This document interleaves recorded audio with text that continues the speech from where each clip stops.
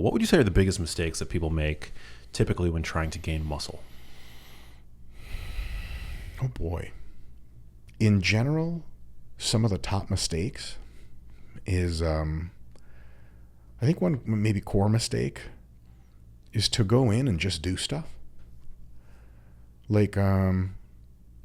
Nick Shaw and I, CEO of RP, we're here in the greater Los Angeles area. Is that what it's called? I think so. Something. And we actually went to an LA Fitness, how apt, this morning to work out. And I'm surprised you didn't go to Gold's in Venice. You can't possibly be saying that as a Californian.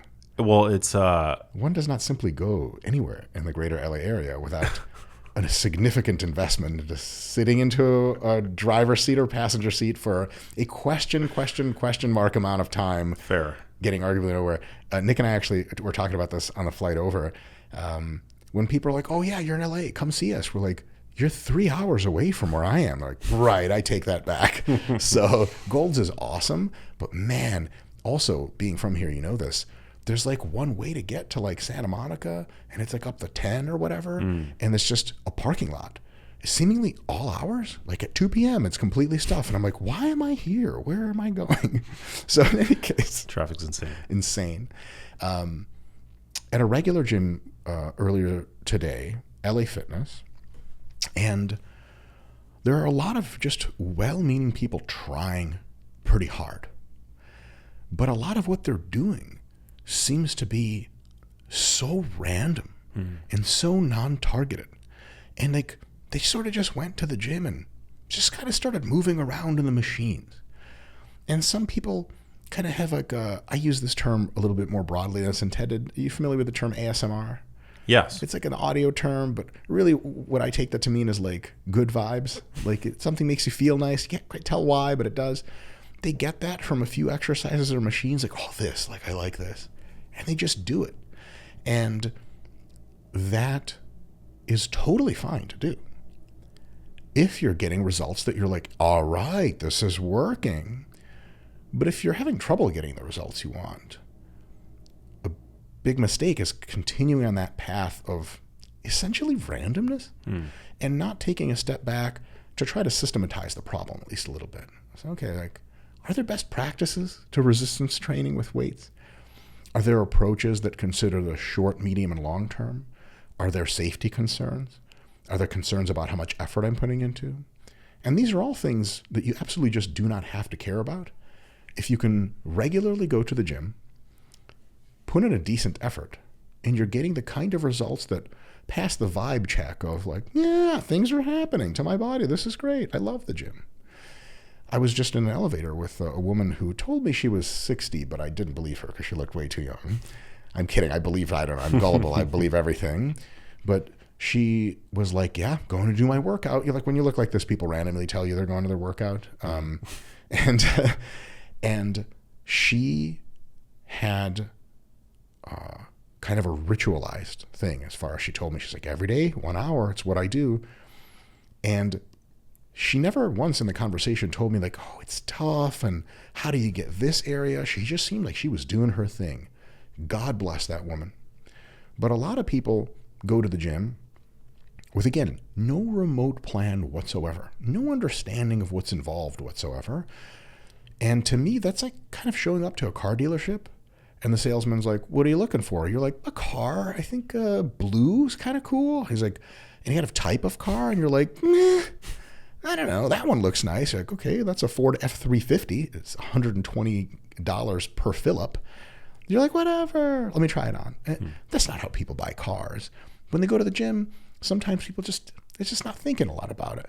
And the really good thing about that is it does not require a ton of thought. But you can tell after being in this sort of game industry for a while between people who put some thought into it and people who are like, they are just here, just moving around.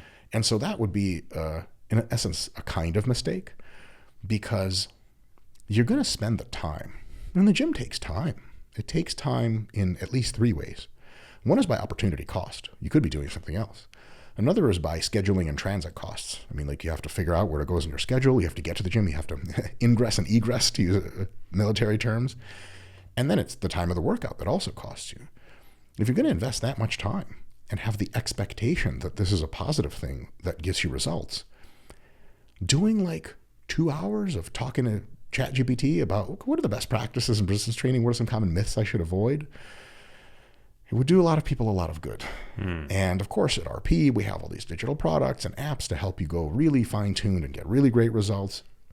Some people think it's awesome. Some people it's a bit much for. But I think most of us who go to the gym, because it's such a big investment in every other way, can kind of be like, look, let me think this through a little bit. Yeah. And a lot of people, to me it seems at least, and well, not just seems, I talk to a lot of people at the gym, they don't think much about it. They're just there. And they sort of assume that I make it to the gym, there are resistance training machines and cardio machines. And because somebody who built the gym decided that these machines were in their proper place here, sort of anything I do kind of works.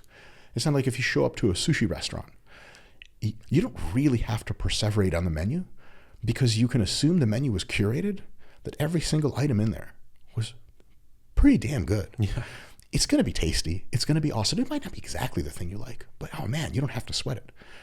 But in the gym, people have some pretty specific goals. And they're oftentimes doing things that are like, that doesn't do what you think it does. Let me give you a specific example. Am I ranting too much or is this okay? No, I like it. And also, I don't want to cut you off, but are newbie gains not a thing? Like, I feel like you can make a lot of progress really early on, which can be deceptive as you progress in your training. Definitely. So there is a sense in which if you first show up to the gym for 6 months, you're just like, everything works. And you're like, oh my God.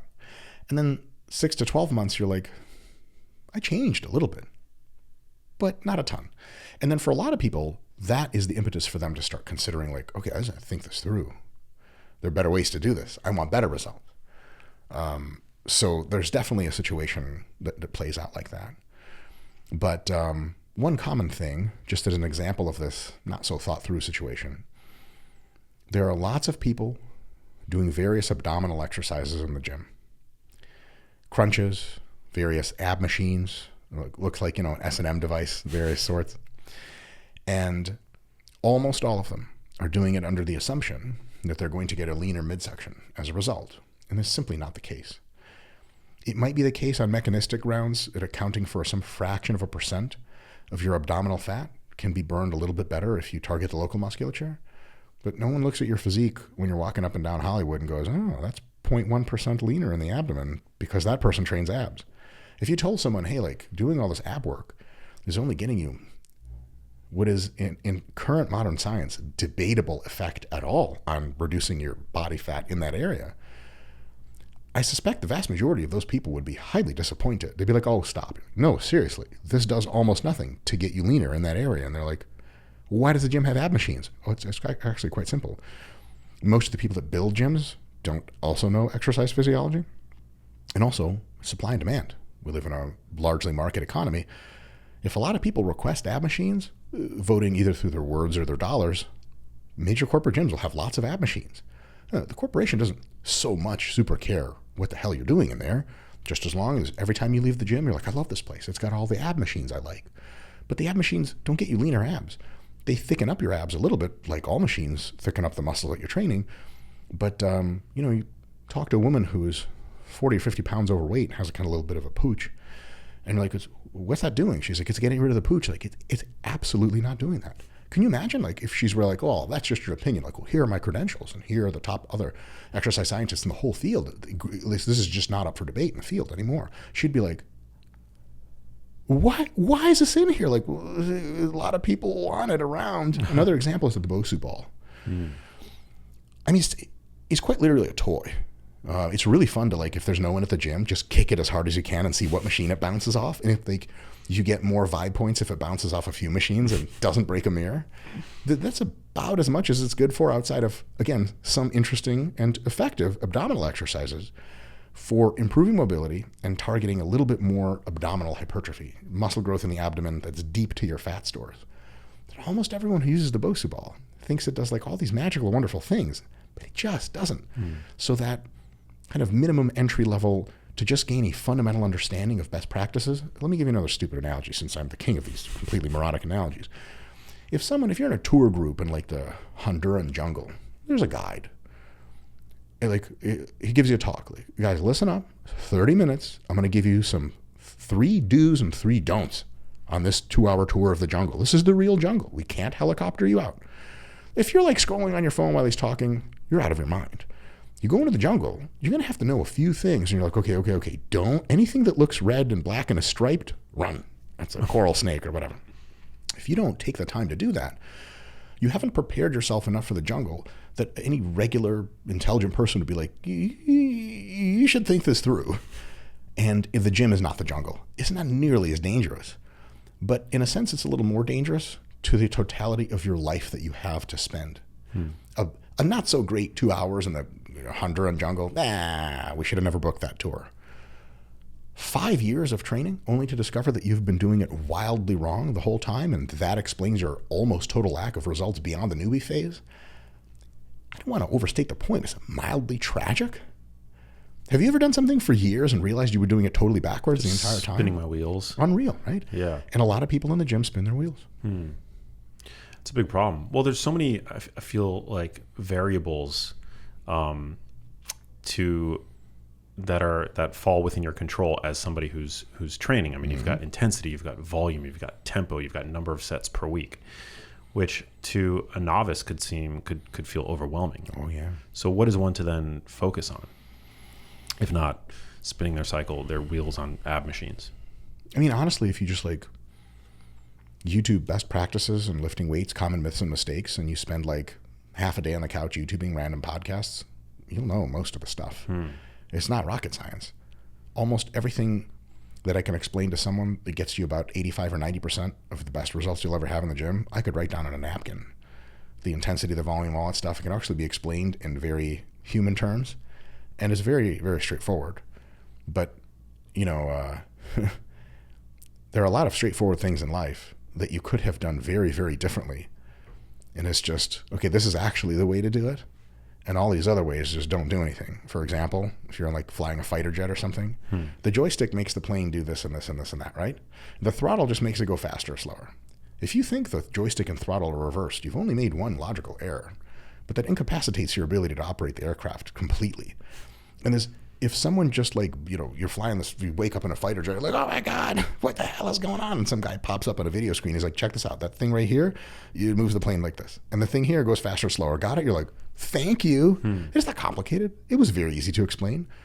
But if you never looked it up, your time in a fighter plane could, just be not so long and very confusing. And so in the gym, a lot of the super basics, and you and I can right here go down the list of what to do, it can be explained in several sentences. No problem, with no jargon or anything. But again, most people just don't look into it. They just don't. I feel like there are 2 camps. There are a lot of camps, but I've seen many argue that full body workouts multiple times a week seem to be the most conducive to they argue, I guess, that it seems to be the most conducive to muscle gain, whereas others adopt a more split-based approach. I've noticed that you do. It seems like from your social media that you prefer like a more split-style regimen. Are there pros and cons to either approach? Like I personally enjoy a split. I don't like doing a full-body workout. I like to be able to go into the gym and focus specifically on, like a push day or a pull day, etc. So a lot of it depends on who the target population is. I'm a competitive bodybuilder. Full body workouts, almost no one in competitive bodybuilding does, because for many reasons. One is most of us in competitive bodybuilding are strong enough and require a very specific kind of technique to get the best results that we can, that the context switch between training legs and chest and arms and back in the same workout is just untenable. The amount of time it takes to warm up, you hit your arms, great. Now you got to hit chest. You're like, I got to warm up my chest. I got to find the chest machines. I got to connect with my chest. I got to reconnect with all the technique. And then halfway through your workout, like time for legs. You're like, oh my God, really? And so it's not an ideal situation. That being said, for almost everyone else, including in some cases competitive bodybuilders, whole body workouts are absolutely fantastic. But whether you choose a split or a whole body workout is a surface level. understanding of what's going on. One level deeper, we can access what are the determining factors that lead to even the creation of splits versus whole body. And that is muscles need to be stimulated, and they need roughly two things in this context.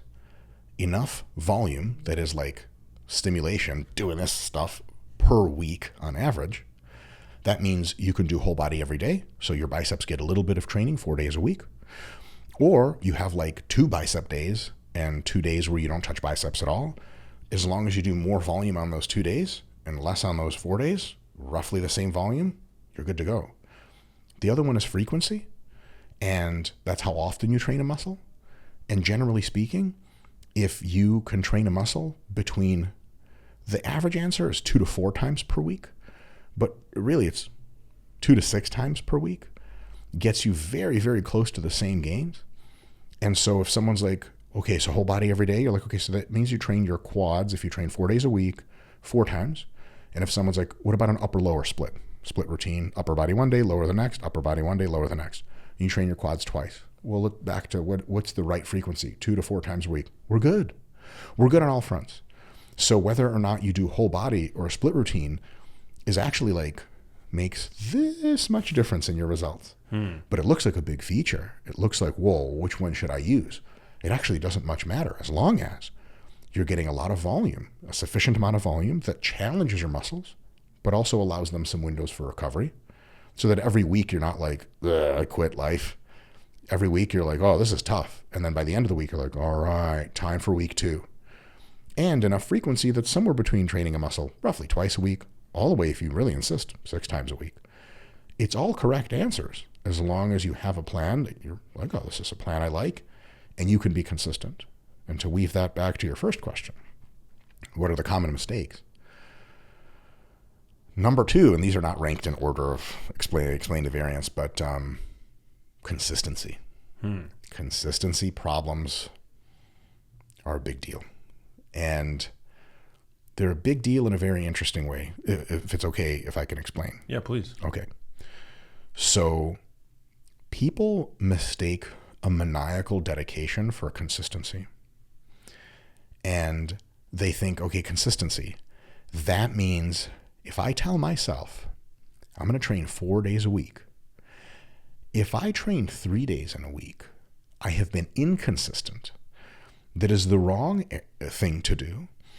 And it borders on like cheating on your girlfriend or something level of like, I didn't interact with that man inappropriately from a female perspective. Success. That man I resisted. Success. That man I did hook up with. My boyfriend doesn't know about it. Total failure. That lifting is not a relationship, and it's not a 1 or 0 game. And so consistency really means not having a ton of weeks, multi-week periods, or many month periods in the year. We simply disappear from the gym. So consistency is a bit nuanced and is best seen as, if you say, like, I'm going to make it to the gym 4 times a week in 2025 or whatever, tell yourself, look, if my life isn't just like an airplane crash at the time, 2 times a week, every week. And if I can, 3 or even 4 times a week on the good weeks, that's consistency. And so what a lot of people do is they go polar opposite instead of just that kind of middle of the road. Middle of the road is like, yeah, 2 to 4 times a week. I think 2 is great. If I can do 4, amazing. And we go from there. On the not so great weeks, hey, look, even sometimes you skip a week or you just go once. That's still a part of your pattern of life. It's still a habit. And in your sort of cognitive space, you haven't abandoned working out as you haven't taken it from the category of things you do and put it into things you used to do and are now ashamed of that you don't do anymore. So that kind of middle of the road weaving and being gentle with yourself, but also affirming to yourself, like, I am capable of doing these things. I am a successful person. I can run a schedule. I am a commitment-oriented person. But also I understand that life is flexible and my relatives are here for Thanksgiving. I'm not going to the gym 4 days a week. I'm going once or twice. I might even not go this week, but next week I'm coming back. A lot of people make the consistency mistake on sort of opposite ends of the spectrum, where they'll go 5 days a week, every week. And as soon as it doesn't happen 1 week, they're like, I'm not going to the gym. And then they'll skip 2, 3, 4 weeks because they've, again, taken that understanding of who they are as a person who works out and now switch to person who used to work out.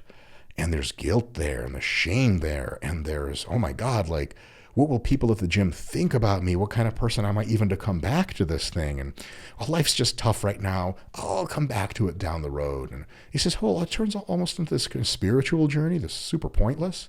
In reality, that middle ground of mostly doing a good job, same thing with healthy eating. You eat a cheeseburger, man, no, God's not coming down from heaven to strike you down right away. Unless it was a really tasty cheeseburger with a lot of calories, then you're doing some time. But it's more like, hey, like, is it all cheeseburgers this week? Like, no, most of my meals have been healthy. Like, you and I would both be like, listen, you're doing great. You're not going to poison yourself off one thing. And if you skip a week at the gym, nobody's going to die. You're not going to die. You're good. Come back. By the way, no one at the gym even knows who you are. Who cares? You're always welcome back.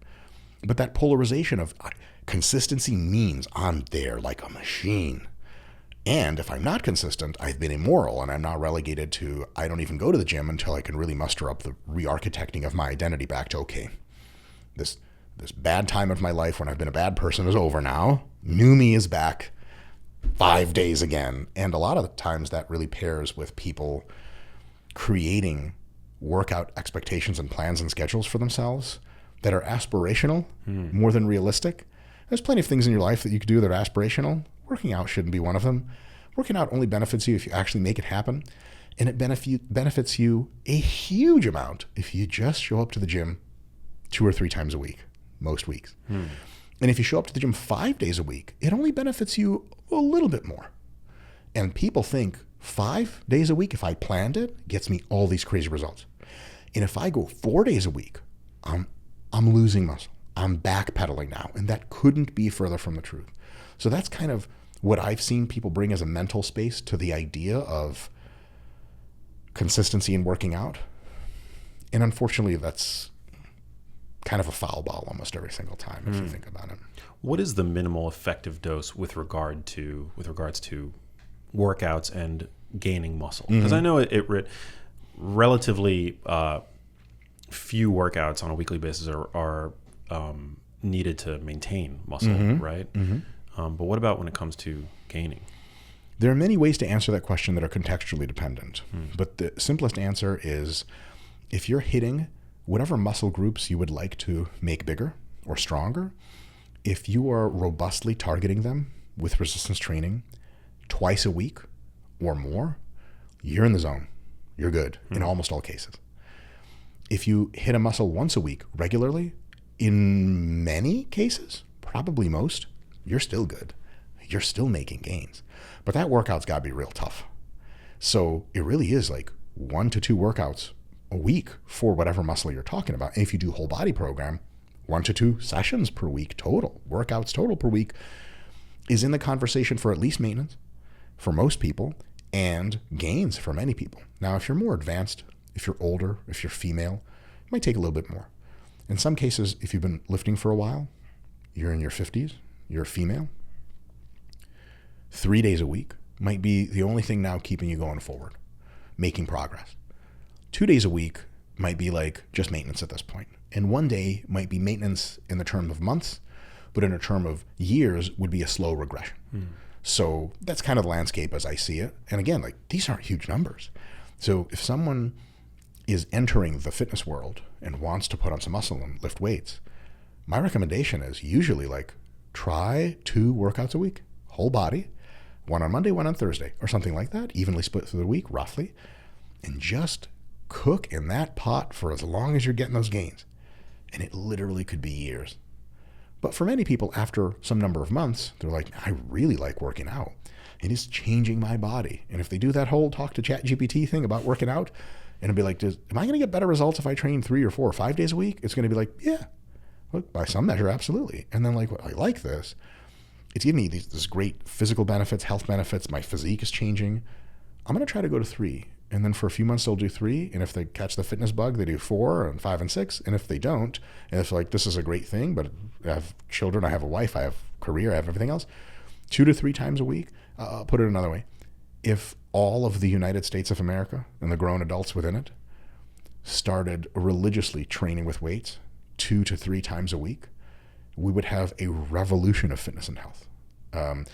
Such that if they all trained 4 or 5 times a week, the difference between those would be like kind of the difference between Germany and Sweden in standard of living. Like, really dig through the data to see the kind of differences. And they're contextual and nuanced, and it's not always the same thing. Germany's good at some things, Sweden at some others.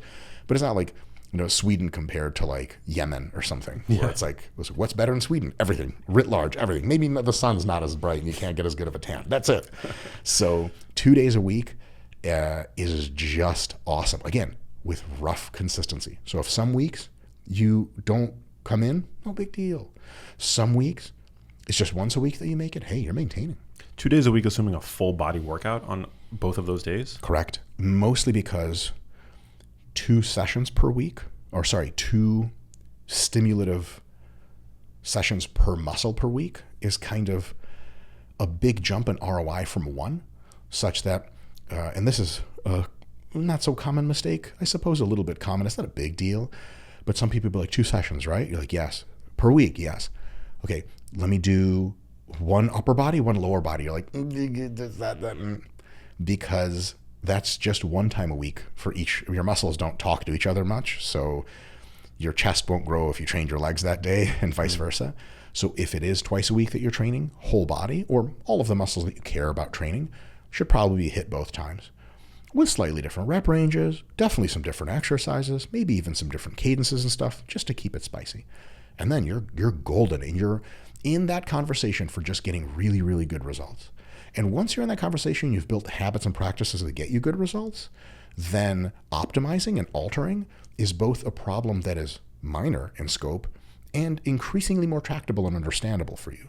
Once you know what proper lifting is like and you've done it for a while, someone's like, because you train 2 days a week, right? What about 3? Do you want to try 3? You're like, oh yeah, totally. I actually know exactly how I would do that. Versus if someone came in on their first day, you're like 2 or 3 days a week, like, I don't know. Can I have my lawyer present for this conversation? Is you have no idea. It's like, is one like way better than the other? It's not even like that at all.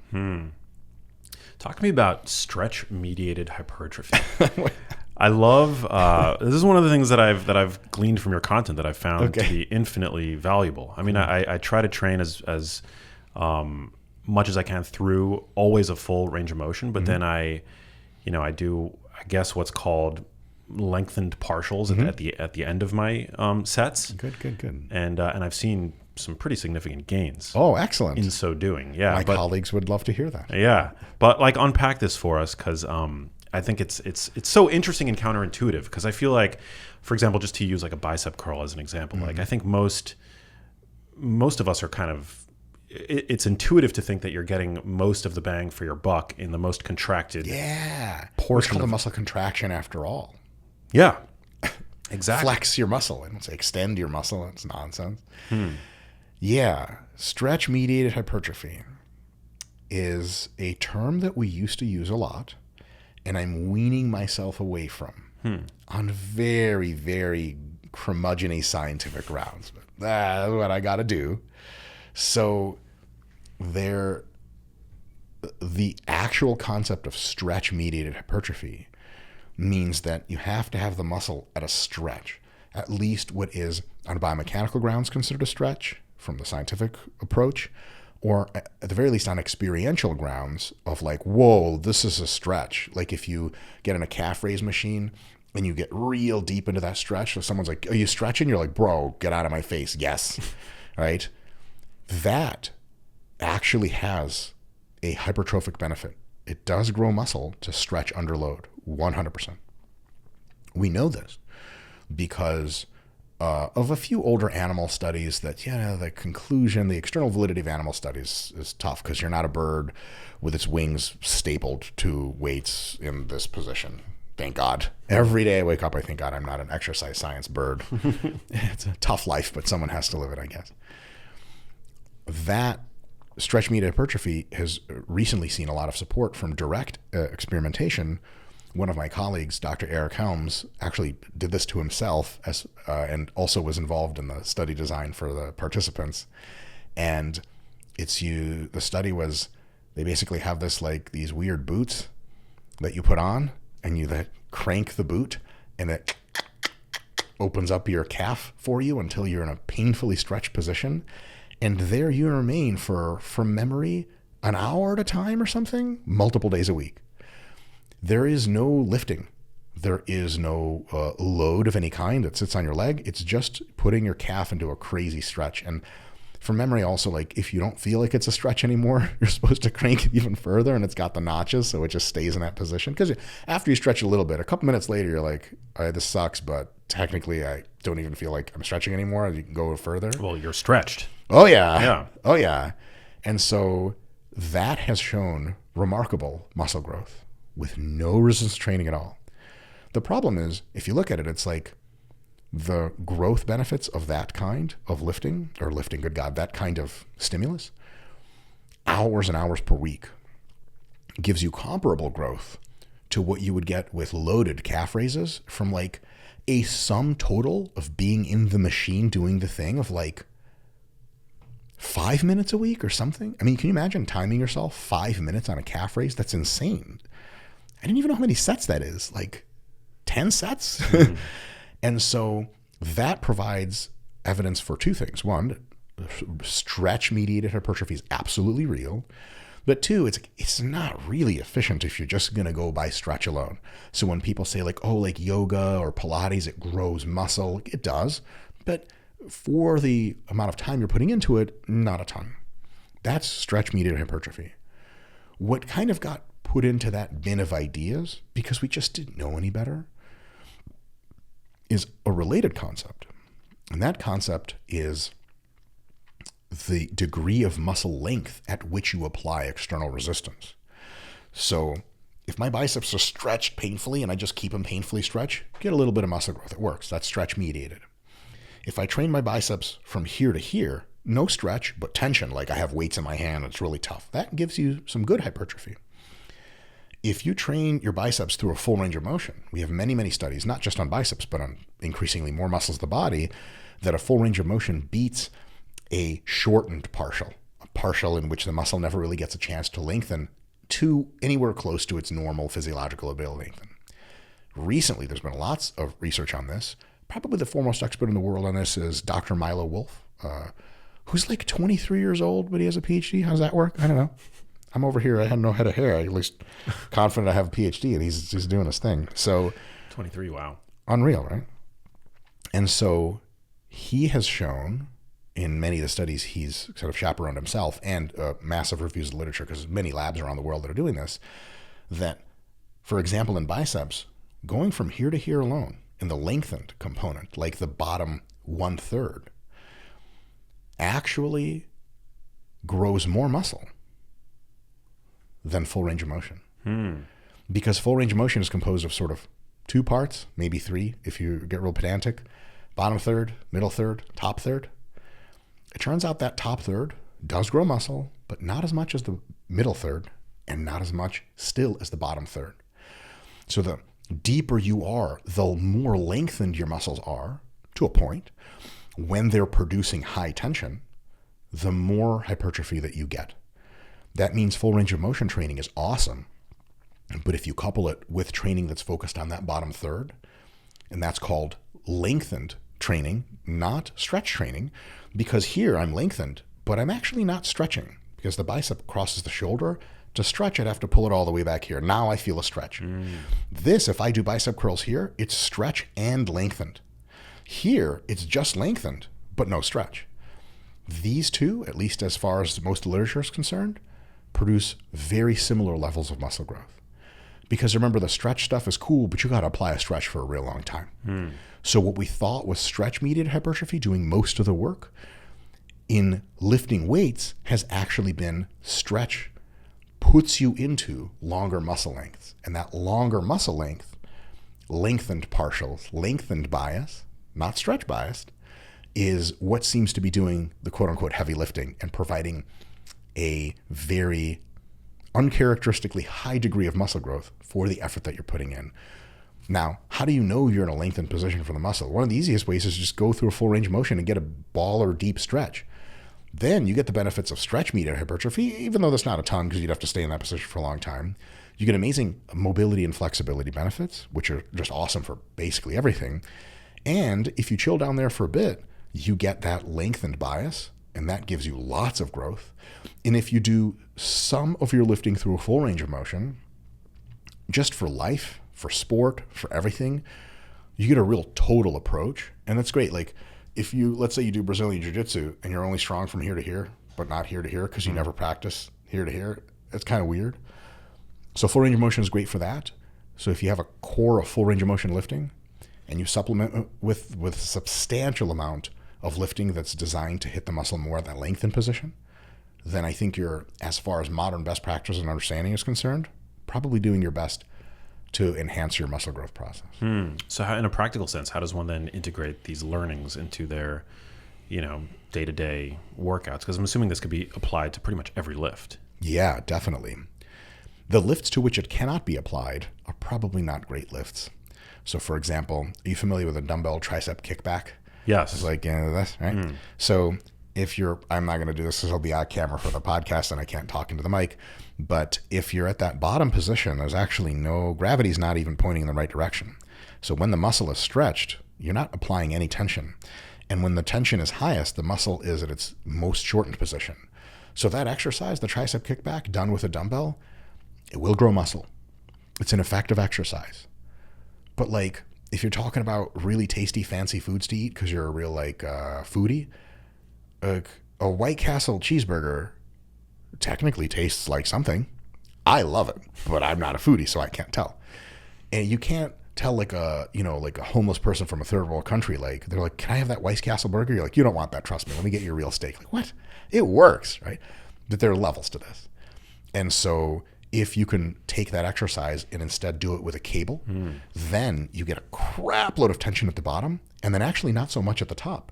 You go through a full range of motion, but every single rep is by design loaded more at that lengthened position. So there is something to choosing exercises that can be biased towards length position and staying a little bit away from, on average, exercises that just like, in order to bias length position, I don't know what you're going to have to do. Hip thrust, the glute hip thrust is an example of that. How do you get that to be length and biased? You need a special machine that no one's built before. So this is just out of contention. Does that mean the hip thrust is terrible? No, it's a great exercise. But if you do something like a front foot elevated lunge on a Smith machine, you get the stretch, you get the lengthened, you get the full ROM, you get the peak contraction, you get it all. And that's a real tier 1 type of exercise. So stepping back, to most folks are like, good God, what the hell is it? I mean, it's called a genius life, but my God, man, there's only so much throughput we have. I'll give a couple of really quick tips. One is if an exercise can be done with a fuller range of motion and a deeper stretch, and you're avoiding it, stop avoiding it and go through the stretch. I'm going to give you the perfect example, which you've seen dozens and dozens and dozens of times, I'm sure. We can go to LA Fitness right now, you and I, and I'll bet you damn good money almost no one is squatting all the way down in their barbell squats or going all the way down into leg presses. Why? There's only one reason. You see, what trains the muscles well is sinking a squat all the way till your butt is touching your heels. But that doesn't grow the ego much because you need to remove so many plates off of the bar that no one's really looking at you anymore. The people who are still looking at you are looking at you in disapproval, like, you're really weak, you should leave. And if you simply squat higher and stop not going so low, you don't get a stretch. Yeah, you don't grow as much muscle, but whatever, you get to put 3 plates on the squat bar. That one guy you've been kind of eyeing the whole time, he walks over, he's like, hey, I can give you some tips. Pretty soon you're dating, mission accomplished. So if an exercise allows you to get a deep stretch and a full range of motion, in most cases, don't abandon it. Dumbbell press, sink it, pull-ups, full stretch at the top, huge stretch, rows, like almost like when you're doing pull-ups, like a dead hang. Dead hang, absolutely. Why not, right? So rule 1, don't purposefully cut out the most beneficial, deepest part of that exercise. Rule 2, try to choose exercises in which the difficulty of the exercise, load-wise, fulcrum, lever-wise, is at least roughly similar throughout, and ideally really gnarly at the stretch. And maybe not choosing exercises as often that are really, really easy at the stretch, but like insanely hard at the peak contraction. That's not great. If you just follow those 3 rules, don't in a full range of motion. Don't skip the bottom. Try to pick exercises that really feel gnarly in that deep position, and try to stay a little bit away from exercises or modify ones that just don't let you get that super deep gnarly stretch. Man, you can do all the science you want. There are way more nuanced particular things. If you keep quizzing me on more deep nuances, we're just going to be here for 9 hours. This is like my job. But most people are into that. Just those 3 tips. And really, if I had to put a fine point on it, just the one tip. Anytime you do an exercise and you feel like, man, if I went lower or deeper, I'm really uncomfortable, you shut up and you do it. You are not in the gym to be comfortable. You're in the gym for results. You want comfort. You got a remote control. You got a lazy boy with that tilt handle, and you're good. You're in the gym. You're here to challenge yourself. And look, you got in your car. You crammed through LA traffic. You might as well do the thing. And ensuring you have the best results from a perspective of muscle growth, from a perspective of making your joints and connective tissues robust, resilient against injury, strong, flexible, mobile. I mean, my God, it just, don't skip that bottom part. Yeah, I do. I mean, I do for my leg workouts. I begin typically with Bulgarian split squats. Oh, and man who's into pain. The man, yeah. Well, I don't back squat and I don't deadlift because I have a low back issue. But I've found that those don't tend to aggravate my low back issue, and I'm still able to use, a fairly significant amount of weight for me anyway. Challenging weights. Yes. Yeah. But now, in light of all this research that I've learned from you and your colleagues, I'll spend a lot more time in that stretched position at the I guess the lower portion, the lengthened part, where the muscle is lengthened and a lot of load is being transduced through it. Which honestly, experientially, I think I have to say, for full transparency, one of my friends, I don't know if he's cool with me calling him out, Mike Z, that's his name. He made a hilarious joke once I'll never forget about squatting, because he's a competitive powerlifter, very good competitive powerlifter. And in powerlifting, if you don't break parallel and go a little bit below, they just don't count it. So you lift all this weight, you come up, you're like, huh? They're like, You're like, all right, really? So he was making a sarcastic joke, and he goes, what's down there in the squat that I need so badly? Why do I need to go down there? I don't like it down there. And so we got to tell people who are listening, when you apply a high degree of load with control, of course, not crazy bounce out or some kind of dive bombing technique, and with a weight you can handle, warming up to it, of course, when you apply loads in lengthened positions in most exercises, it feels wrong. It feels like your body wants to get out of it. It feels something, not literally but emotionally, like the first 3 minutes of a jog. You're like, ugh, why is this ever going to get better? I'm just going to run for another 15 seconds, and if it doesn't improve, I'm literally never running again. And then 3 minutes later, you're like, got some wind going, your music's in, and you're like, man, I can do this forever. It's like that. The first time, couple times you try it, you're like, something's wrong, bro. I'm going to get hurt. It's the opposite. You're building anti-injury resilience and getting the best results. But like with many things, some sort of driver of results to changing the mind and the body of a human is challenge. It is discomfort. If you're trying to get good at mathematics and you're running through the problems in the textbook that are easy for you to do, you're absolutely improving at mathematics, but not by a ton. You get to the challenging problems, the ones you got to be like, what the hell is going on? I don't even know what that symbol says. You get high enough in math study to where you run out of numbers and it's just all letters. You're like, I'm in the wrong field. I didn't sign up for linguistics. What the hell is it? Once you get into those problems, a few weeks, a few months later, you're like, oh my God, I am way better at math. It's because you struggle. It's because it was not comfortable. And so the same thing exists in lifting. You have to be okay with calculated discomfort, and then you're good to go. So I don't want to give people advice. Go for the stretch, go for that deep, long muscle length. They're going to try it. They're going to be like, this sucks. Expect it to suck. And then you're going to be like, this sucks. The body gets better by doing things it sucks at. I'm Gucci. I'm halfway there. And you are. That's how it works. And sorry, real quick, back to the kind of core thing we started with. A lot of people, remember I said people just sort of don't look into how to do things remotely properly, and they just show up to the gym and do them for years? Yeah. almost everyone avoids that deep stretch in almost every exercise. Males more than females because it's an ego thing. You just have to use less weight. Women don't fundamentally care about how much weight they're using, but also there's quite a bit of physical discomfort to going super low. And so if we could just open up everyone's eyes at the gym and be like, look, go for that deep, deep stretch, challenge yourself down there, then man, people will be getting really, really much better results. And it's one of those examples of a thing we know very well in science works, and most people just don't do it. When in the deepest portion of a squat, in the most stretched position, sometimes you get that, what's called, I think, butt wink. Is that dangerous? Butt wink can be dangerous if you wink at the wrong person. There's like a prison code. He's going to get the wrong idea. Butt wink can be not so ideal on a couple of conditions. One, you're not accustomed to going that low with that much weight. It is a precarious, it's a stretched position. You have some rounding of the lumbar spine.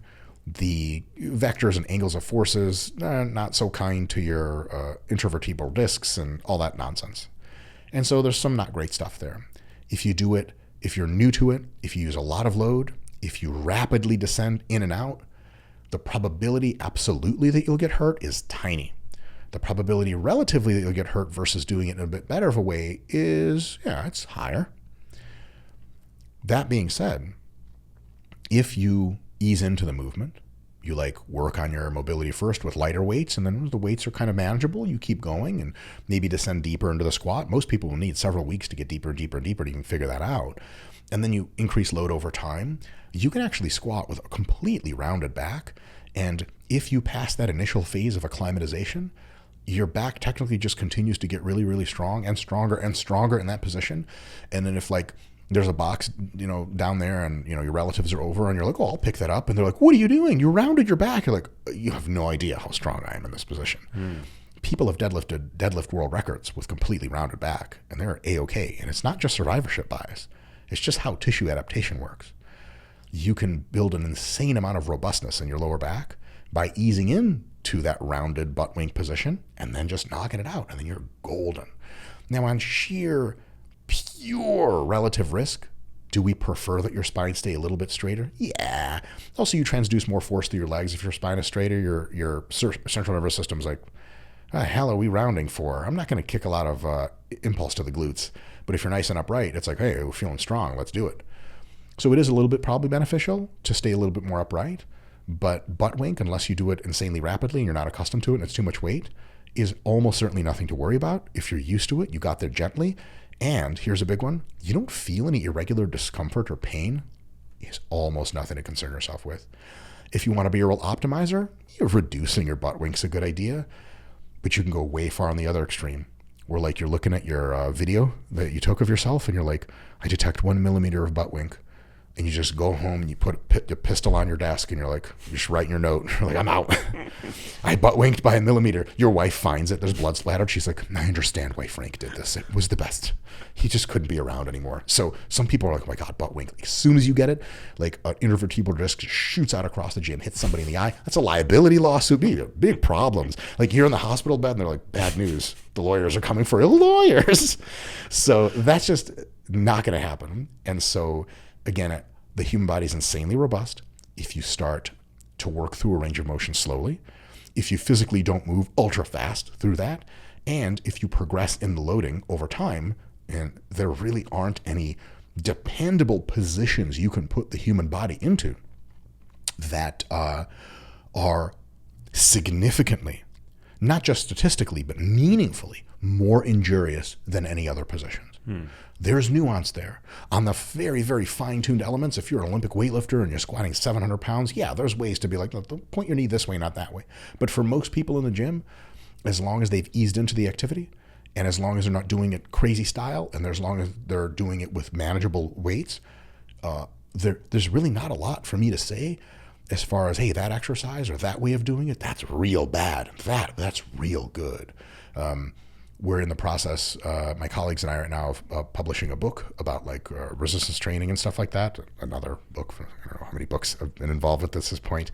And a lot of times the editorial staff at a company, they're like, I'm I'm trying to be kind because I really do mean this in the kindest way. They just have no idea what they're looking at as far as technical knowledge. That's not their job. Their job is, flow and wording and structure and all that stuff. But sometimes they feel like you missed something and they'll point it out, which is awesome of them because you're like, oh crap, I didn't mean to write that. It was terrible advice. We got a couple of pieces of feedback of because a lot of the book describes exercises and how to do them. And a couple of pieces of feedback were like, okay, but go no lower than this, right? Because that'll get you hurt. And we're like, no, it won't. And they're kind of like, something I've heard my whole life. But apparently all these PhDs and medical doctors say it's fine. So the idea that when you go into the gym, there are a variety of positions you can put your body into that are necessarily grotesquely injurious, it's just wrong. Yeah, well, I've always heard that the worst thing ever when squatting, for example, was to allow your knees to go over your toes. And I think that's been largely overturned as a myth, right? I wouldn't say largely. I would say completely overturned. And I wouldn't even... Overturned is a fine word to use. But there was never any substance to it. It's funny because he's downstairs right now in your waiting area, CEO of RP, Nick Shaw. I've known Nick for, I think he's had 17 years at this point. We met at the University of Michigan, just in the gym, literally. And after being friends for a few years and already kind of being a little attuned to the evidence-based space and trying to think through things, I was at the gym with Nick, and he was doing squats, Olympic style, all ultra deep. And, knees way over toes, but we're not even, this crazy stuff. And this guy's watching him squat, right? Just another undergrad. And Nick racks the squat. I mean, Nick's huge. He's jacked, especially for an undergrad. I mean, you lift enough at an undergrad gym and everyone stops what they're doing and looks at you. And then when you rack, they're just trying not to make eye contact with you and go back to their stuff. So this guy goes with all full good intention. He goes, are you sure you should be going down that low? And because your knees and stuff, And Nick, in the gentlest, most open-hearted way possible, goes, why? What do you mean? And the guy literally, I kid you not, his response, and this is audio only as well, correct? So for those of you just listening, all he does is he connects his hands at his fingertips, and he looks at Nick and he goes, and he opens them up and closes them. And Nick's like, okay. And the guy's like, I don't know, I got nothing. The idea that your knees having achieved a certain point of flexion that was too great, or that your knees are so far over your toes that is bad, wasn't even a coherent idea in his mind. It was an economist and philosopher, Thomas Sowell, would call a notion. A really good idea can be couched as a hypothesis. You prove enough hypotheses, you have a model. You get enough data supporting a model, you have a theory. When you step back down that ladder, below hypothesis, you have a notion. And a notion is just a thing people say and people hear, and they go, yeah, that's right. But a lot of times there's nothing even to support the notion in hypothetical, in inference. There's nothing there. The guy just did this with his hands. And it's like, what do you mean by this? He's like, I don't know what I mean by it. I've just heard every football coach, everyone, my mom, my school nurse, my doctor, and I'm careful with those squats. You get the knees over the toes and then, not sure. Now, most biomechanists always looked at the problem and they're like, I'm not so sure what's wrong here exactly. There are ways to make your knees feel not so great. If you're unaccustomed to a deep squatting motion, and if when you're squatting, you break at the knees first, leveraging most of your weight towards your toes, and you shoot your knees really far forward, you have a lot of shearing forces in your knees. Over the long term, that makes your knees really robust against shearing forces and makes you just strong and very unlikely to get hurt. But in the short, medium term, days, weeks, it can irritate your knees. That's okay, but it doesn't feel good. And so I think a lot of people tried that and they're like, ugh. And also if you sit back on your heels and you limit the degree of knee flexion, you could lift way more weight. And powerlifters try to have as little knee flexion as possible so they can dip their hips just below parallel and come back up. And so you hear a lot from competitive powerlifters, they don't try to get your knees too far over your toes. They're correct because it won't let you lift as much weight in powerlifting competition.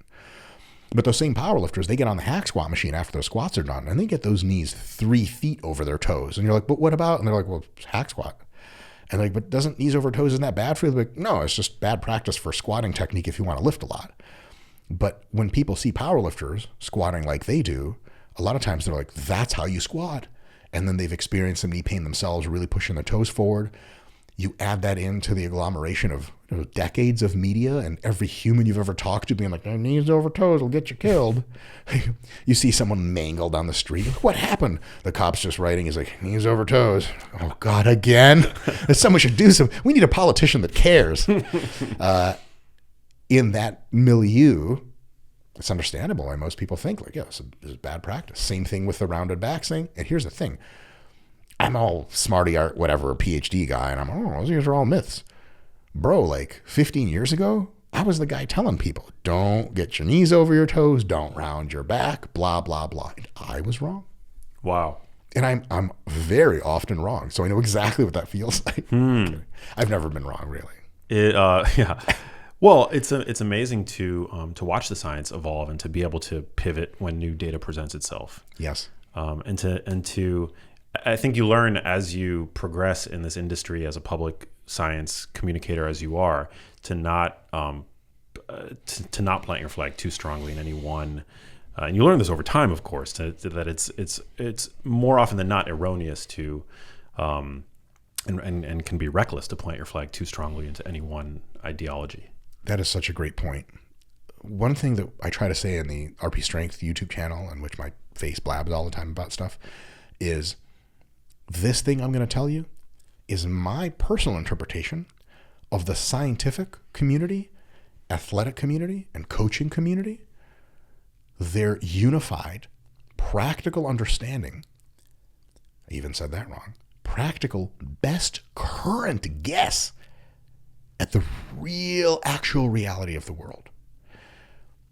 As we learn more in practice, through trying, through coaching, as we learn more in science, as we think through ideas better, we change our views. Most of them change on the margins.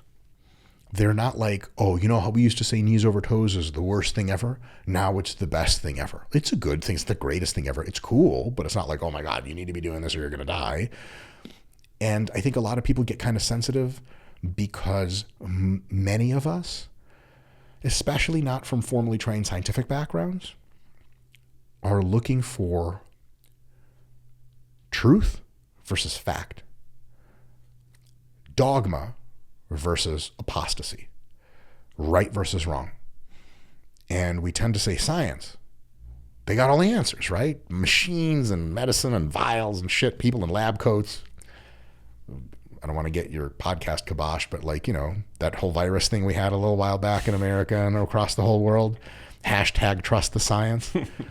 It's dope to trust the science, tentatively, in a way that you trust a 4-year-old to hit the 2-minute button microwaving his food. You got to watch him, and if he's done it a bunch, he's probably going to do it okay. We can always learn a little bit more and make that process better. So people are looking a lot of times for kind of revealed wisdom. And when us as scientific communicators say, like, we used to think this, but now we think this, they're like, these people change their minds every day. Well, someone who doesn't change their mind on the margins ever is in the business of religion and not science. And they could absolutely be completely correct about everything. Or it could all be a myth, and that would really suck. So it is important to say, look, this is our best guess of what's going on. You don't have to do it this way, but maybe 80%, 90% of the experts are like, this is probably a good idea. But probably, even a high confidence probably, is not the same thing as certainty.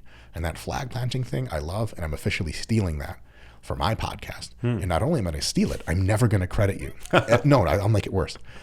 Next time I use it, I'm going to be like, an analogy I came up with is about flag planting. And you're going to be like, God, I hate that guy.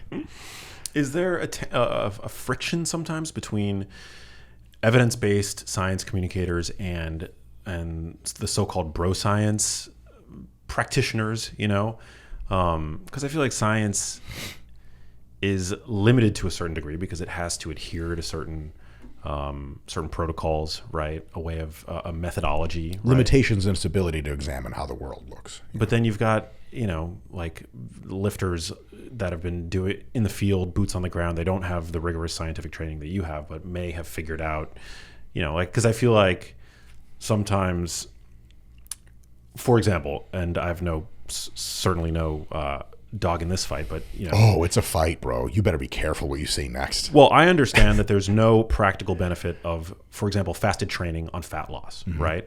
But I've also heard that some bodybuilders kind of like swear by it, regardless of what the data says. How do you reconcile, those two camps, I suppose? Totally. So in an ideal situation, what you would do as an intelligent person trying to get their best results is you would consult several sources. One, what are the scientists saying? They have a very limited view of the world, but their view is more precise. They don't make as many mistakes. What they know is very likely to be true, and they're not likely to be swayed by crap guesses or bad anecdotes or shitty assumptions that could never be verified. But they just, because their scope of study is like mostly recreationally trained undergraduates at universities in the United States and Europe, ages 18 to 22, and sample sizes of 10 to 20 each group, there's only so much they can learn. And so for a lot of the rest of it, you need to go to the people actually in the trenches doing the thing. Now, they're going to make way more mistakes in the trenches, and they're going to hold on to shibboleths and dogma way longer. But they're also going to come up with some amazing insights that would take years, take generations for scientists to come up with. And you can also consult top coaches, and you can also consult your own experience. And people say this, that, but when I do it, I don't feel any of that. You might be right. If you consult all of these things and you agglomerate them into your best understanding at any one given time, there are no camps and there is no controversy. But not everybody does that. And so I think a lot of times a minority of what we'd call like the science geeks, the evidence people, if there's not a study for it and you're practicing it in the gym, they accuse you of like make-believe and just being dumb.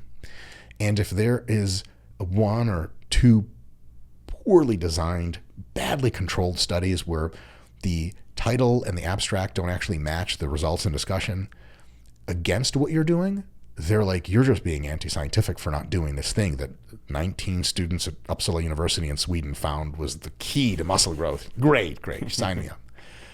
When you got folks like that, they talk a lot of smack.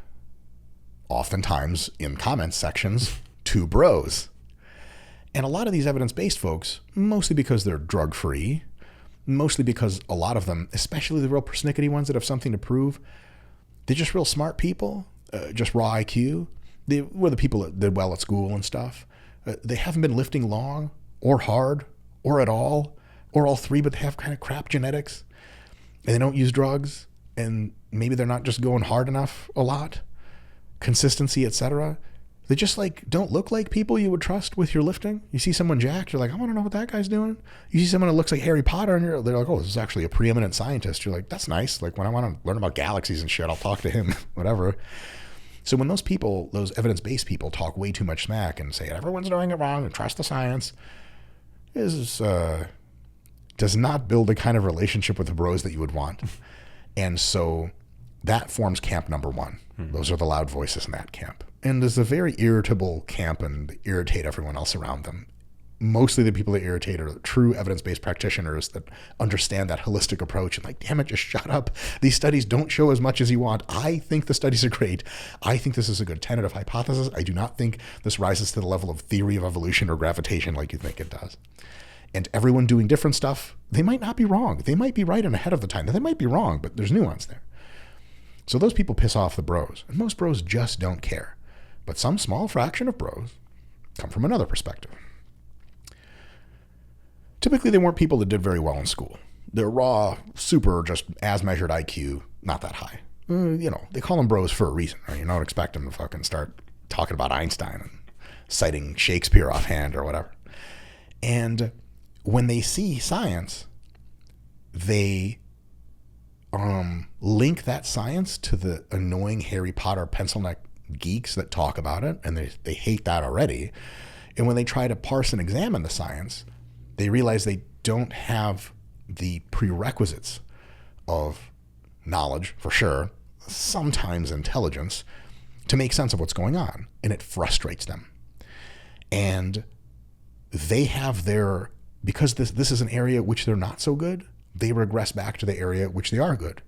Getting in the gym, getting dirty, working hard, hurting, suffering, learning about your own body intuitively. And they go, look, if it's not this thing of getting in the just in the grind, if you didn't learn it in the grind, it's not real, and you're a pretend Harry Potter weirdo like Bill Nye. Get out of here. Those groups go at each other, as I'm sure you've seen. All the time. And they just do not represent most lifters. Most lifters are in neither group. They're just trying to do their best. Smart lifters will look at what all the bros are doing and be like, I know there are two things about this. Dumb shit that I shouldn't do. I'm going to learn what that is. And real smart shit, which I should really try. And they look at the scientist people and they go, I know there's two things to this. Dumb shit that's way extrapolated and underinformed, and really insightful stuff I should be doing.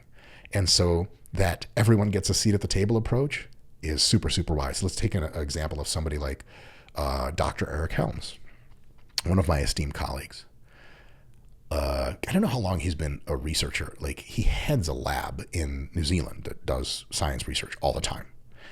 And he's been publishing science papers for 10 years and associating journal editing, all that other stuff. He's as geeky as it gets. You get Eric to talk about geeky science shit, there's some off switch, you got to press, you got to find it. It's tough to find. But Eric's been training with weights for like his, 20 years or something. He's like 6 feet tall and like 195 pounds with ripped abs and huge arms, lifetime drug-free, and a drug-free professional bodybuilder. So which one is he? Is he a bro or is he a science nerd? He's both. And he's the very best of both. So you want someone to follow? That's who you listen to. Lane Norton. What is he? IPF world champion powerlifter. Again, pro natural bodybuilder, multi-time published researcher. These are heavy hitters. You don't just have to listen to these superstar people, but people like that can teach you how to take from both sides and not just write off the bros as idiots, although sometimes they are, and not just write off the science people as penciling out geeks out of touch with reality, though sometimes they are. We just try to bring in as many voices as make sense to the overall conversation. I think that's probably the best way to go about it. Yeah, that's what I try to do. I try to bring in the best of, I've always said that my approach is evidence-based but not evidence-bound. I love that. That's evidence, amazing. Yeah. I'm also stealing that. I will come after you if you steal that one. If you come after me, my lawyers will know that I was the one that invented this first, but it happened in my head 10 seconds before he said it. But that's always been my approach, and I think that's a reasonable approach to take, particularly in these areas. It's like nutrition is not physics. Nutrition is for example, it's a field where a lot of the data can be really weak. And I think. Yeah. It's an unsettled science, and I think we need to remain open-minded to the possibility that some of the things that we believe to be true today, that might even be data informed today, totally are going to be disproven tomorrow. Totally, and even in things like chemistry and physics, there's absolutely that dichotomy of formal research and experiential understanding, and you have to have both. Some time ago, when they're using different kinds of fuels for different kinds of race cars or aircraft, somebody who's used the different kinds of fuels to power various machines may be an excellent engineer, an excellent mechanic, so on and so forth. They may not be an industrial chemist. So they actually can't tell you why a certain fuel burns cleaner and longer and better and doesn't screw up your engine as much. They don't know the chemistry of it, but it does. And they'll be like, don't use that, use this. And you're like, really? But chemistry, there's no publications on it. You're like, look, I'm going to tell you is you put this fuel in this engine, you're going to get fewer hours out of it, and it's going to gunk up the works. That's still real. That's actually happening. And if you can get science behind it, dope. I mean, science is the ultimate resolver of what is true and what is not. But science is like the snail that goes real slow. Now, everything in its track is, at some point, like really quite well resolved. It doesn't get to everything very fast. And so in the absence of formal scientific evidence and data, you still have to make decisions. You still got 2 fuel pumps and 1 airplane. Which one are you going to put in there? Like, well, the science isn't clear. Like, thanks, pencil neck. So which one goes in there? And they're like, well, it doesn't matter. You don't know that it doesn't matter. You made that up. Let's talk to the mechanics and engineers and everyone. They're like, this fuel's better. And you're like, why? They're like, not sure. Just a lot of observation. And we actually have data to support that it actually is better for the machine, but we don't know why. We don't know the fine chemistry of it. That's valuable.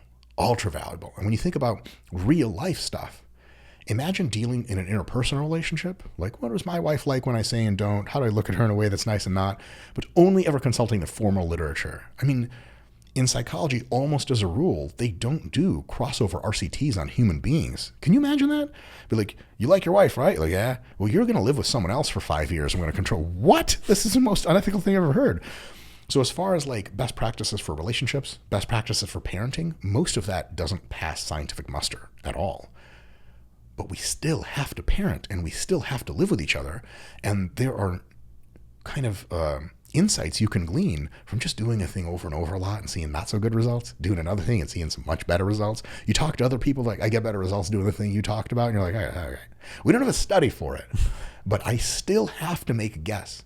And so a lot of people like to do this thing where they're like, well, I reserve judgment until the science is in. Dope. Then don't come to the gym. Just sit there. Sit at home. And then when you come to the gym, you had better not be doing any exercises that have been researched. How many exercises have never been researched in a laboratory? 97% of them. Most of the exercises you see in a laboratory are like the ones that are easy to research. We have lots of other data on. We understand really well. Isokinetic leg extension, one leg at a time. You're not going to go with it. That's it. That's it right there. Like one dumbbell bicep curl. That's it. That's all you got. You're never going to do that. To make real decisions in the real world, you need a combination of as much science as you can make sense of and as much real world stuff as you can make sense of. You marry the two in the least biased manner you can. You keep learning and learning and learning. And that's it. I love that. I want to go back to the necessity for challenging oneself to grow, to adapt. How does one know when they are adequately challenging themselves? Easy. When they are so tired, at least 2 sessions in a row, that they are unable to match their usual performance and exceed it by a little bit. So if you're training pretty hard and you lifted 100 pounds last week for 10 reps in the bench, just an easy example, you come back next week and you're feeling pretty spry. Everything feels great, joints are mobile, and you lift 105 pounds for 10 reps. You improved. Amazing. Good for you. You didn't feel fatigued during the session. You're definitely on the right track. Things are great, but you can ask yourself the question realistically of, am I pushing myself as hard as I can push that is still within reason and still makes sense?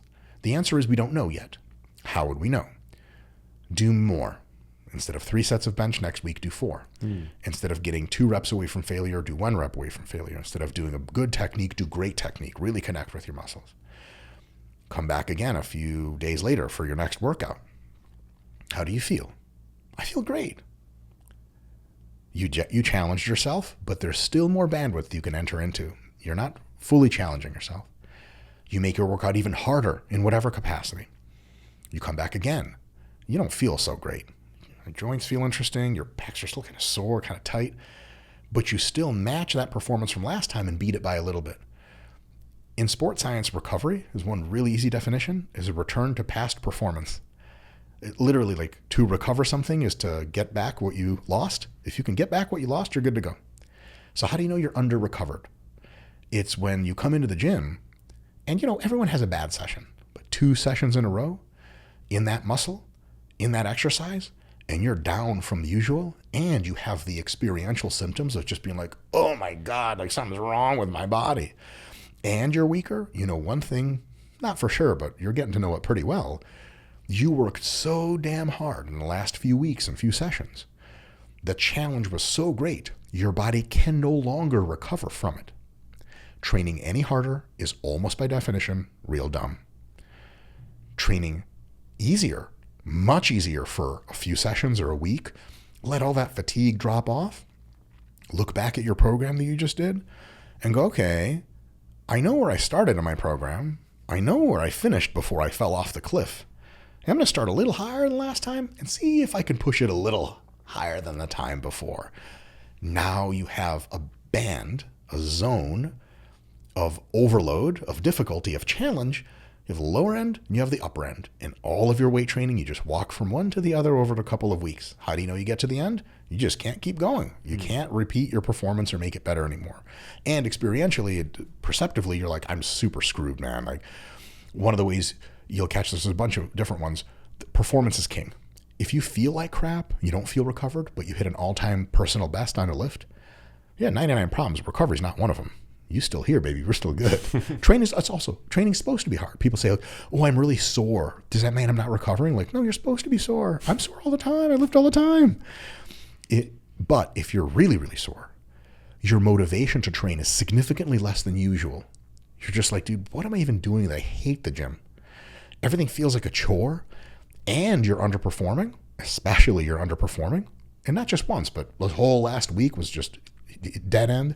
And one more good one for good measure, the amount of difficulty you've put into your program is uncharacteristically high, or has been uncharacteristically high for some length of time. Because if you like typically do 4 or 5 sets of squats, but recently you've been doing 2 sets and your performance fell off, you're just not doing enough and you're getting weaker. I'm sorry, that sucks. Would you typically do 4 or 5 sets of squats, and for the last 3 weeks you've been doing 6 or 7 sets of squats, and then your performance falls off and you feel like crap and you don't feel like training? Yeah, you're probably challenging yourself at the very peak of your, not ability to challenge yourself, because you could always do the Goggins thing and just go 50 light years beyond that, which is awesome for brain gains, not so great for your body, but you know where your limit is. And then you simply have to reduce that fatigue a week or 2 and come back, and over weeks and weeks and weeks keep pushing that limit. Now, shameless plug, the RP Hypertrophy app just takes care of that whole process for you. You just rate it and it adjusts all the volume and all the everything, and it even tell you like, hey, it's time to cut it off. Your program's come to an end. But, you know, people who want to download it, that's great, sweet. You know, it's awesome. It'll make us money, and it's a great product. But you don't have to do any of that. You just have to understand that if I'm pushing it really, really hard, over and over and over, harder than I'm used to, and my performance starts to crest over, and I feel like total crap, then you know you're pushing it. Like if someone is studying and they studied for a week, and you're like, okay, so what was studying like? And they're like, dude, I studied so many hours in a day that like I would watch TV and just not even remember what happened. I'd pass out at my desk. You can't really criticize them for like not studying hard enough, maybe on the margins or something, but like, damn, you really put it in. Similar idea with resistance training. If you're exhausted, if you're unable to muster the same performance that you're used to, you're doing the thing. You're challenging yourself. And that's how you know you're challenging yourself. Back to the studying thing, quick analogy. If you're used to doing a certain kind of difficulty of math problem, but you've studied for like 18 hours straight at the library, and now you're missing problems you usually get, it's time to go home. And if someone's like, no, man, you're going to get a second win, just stay in the library longer. Here's 5 monsters, just drink those. Like, this is not a good idea. But if you're feeling okay, and you're like, oh, I feel pretty challenged, and someone's like, do you think you could do more and still recover? You're like, maybe. Hey, go for it. Then you got a pathway forward. How often should we be taking our sets to failure? That hugely depends on a few things. One is, do you like it? Do you tolerate it well? Some people train to failure, they love it, and they recover no problem. That's me, I would say. My man. Yeah. Some people hate it, and it destroys their recovery. That's probably more like me. So a lot of that's just kind of personal preference. The other big factor is how much volume are you doing? If you're doing 2 or 3 sets per muscle per workout, yeah, all of them can be to failure, no problem in most cases, and beyond, forced reps and all that stuff. If you're doing 8, 10, 12 sets per muscle per session, 2 or 3 times a week, you could be taking all those to failure, but it's probably not going to get you the best results. So a few reps shy of failure is probably good. I would say at the end of every mesocycle, or 4 to 8 week stretch of consistent training, you should be getting close to or to failure, at least at the end of that, to shit test yourself to see, are your reps in reserve really what you think they are or not? Because you could say to yourself, well, I'm stopping about 2 reps shy of failure. And someone's like, dope, this is your last week, right? You're like, So you got hack squats program? 225? What'd you do last week? 12? Dope. Get to 12. You get to 12, you look at the person, they're like, 2 more. You're like, hey, what's going to be failure at 14? You hit 14, and they're like, 2 more. And you're like, you're crazy, but you do it.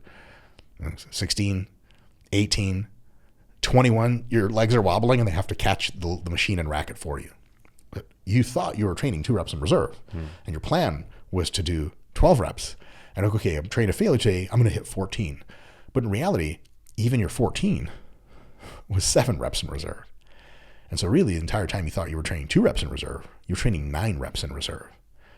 How would you know that at all if you didn't really push it and go, I'm going to try to get as many reps as I can? That's a good time in the gym to put the headphones in, turn on some not so great childhood memories, whatever it takes. Or really the childhood memory stuff, that could get you getting real psychotic. It's a bit much. really push the limits at least once every 2 months. Great workout, maybe unsustainable for many people to do that all the time, but at least references your relative efforts for next time. Because you could say, okay, I thought 14 reps was going to be failure, but I really got 17.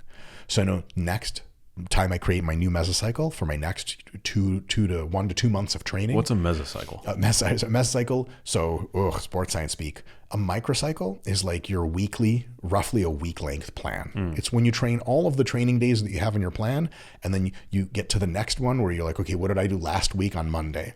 That's one microcycle.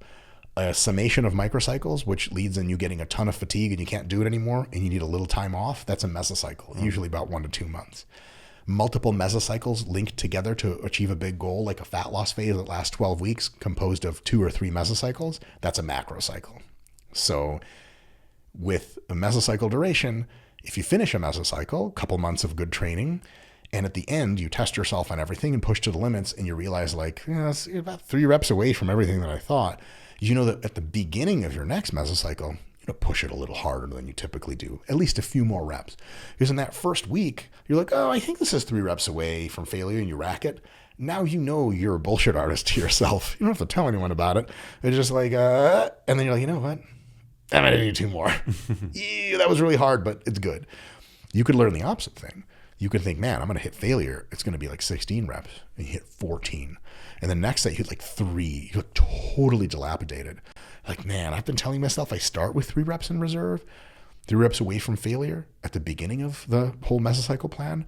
But to be honest, it really looks like I just go 1 or even 0 reps. So if I really want to start a little bit away from failure, I got to next time my mesocycle starts that first week, instead of being like 2 more, I got to be like, you know what, Mike, just rack the weight. Write that number down in your Hypertrophy app, and next week it'll increase, and then it'll be a logical progression. So without that going to failure or close every now and again, it's all guesses. And we've seen in laboratory studies that some people are very good at guessing. A lot of people are not good at guessing. But generally you want to go, I don't necessarily know if you are able to go to failure every set, if that's ideal or whatnot. It's not. It's not ideal. It's similar in results to anything 1, 2, or 3 reps shy of failure. Similar in results. So, yeah. But you do want to get close to it. Correct. And close counts as 3 or 4 reps from failure. Got it. In most cases. You can tell what that is decently, not perfectly, with 2 things. And it's super simple, right in the gym through experience. Thing 1 is, does the bar perceptively start to feel, or bar, or dumbbells, or machine, perceptively start to feel heavier towards the end of a set? Again, not trying to dog on LA Fitness. A lot of people, not all, some people they're just grinding, right? But some people, you watch them do like a chest press machine and they're like, and they rack and you're like, was it a warm up or a working set? Yeah. If I can't look and see which one it is, you're not training hard enough. So if those people perceptively were like, okay, I'm not going to stop the set until like it's normal. And then, oh my God, it feels way heavier after a few reps. Get 1 or 2 reps into that discomfort, heavy feeling. Now you're in the conversation for getting close enough to failure. Another way to tell is, if you're not purposefully limiting your concentric velocity, if you're moving the weights up about as quickly as you can, just the only thing slowing you down is that they're heavy.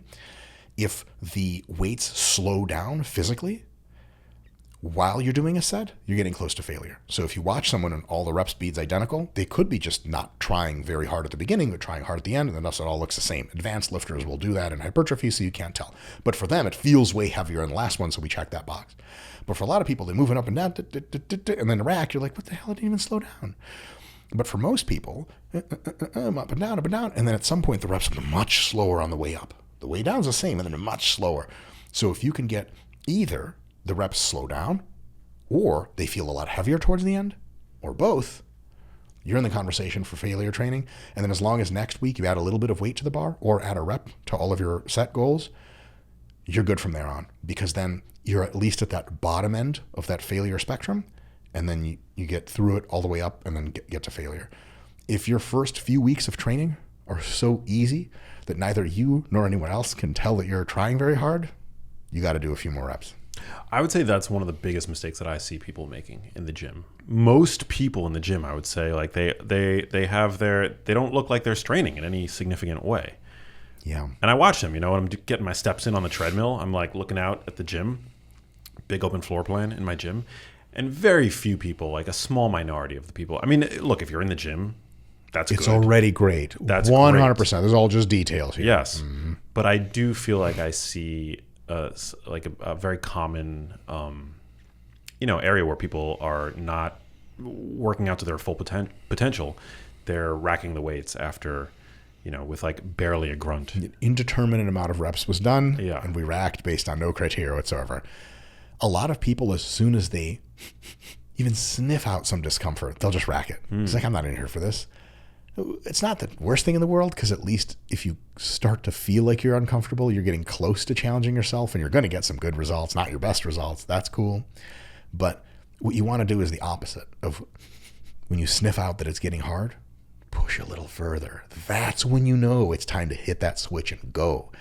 It's telling you it's working, Is this an adult show or what's yes. Okay. We have that explicit rating. Excellent. At this point, yeah. Excellent. So it's kind of like when you're, with a consenting partner and you're getting that feeling when you're getting close. It's like some people at the gym, they're like, oh, I got to back off. Like, what are we here for, a marathon session? When that feeling gets the feeling, that means you're doing it. Keep going, damn it. So that feeling of the bar slowing down, of real heavy weight, the burn, that's kind of like your invitation to do a few more reps, not to stop. That's probably the best way to look at it. And you're absolutely 100% correct. A ton of people at the gym just don't train hard enough. Yeah. What I would say my best recommendation to those people is, and the people coaching them, isn't to flip the script on them and be like, you're a pussy. Your life is an embarrassment at this point. You need to just listen to Goggins for 10 hours. Don't sleep. 10 hours of Goggins. This replaces your sleep last. You come into the gym and just go to literal war. Like out when you bring a belt with grenades on it, we're going to throw them, that kind of stuff.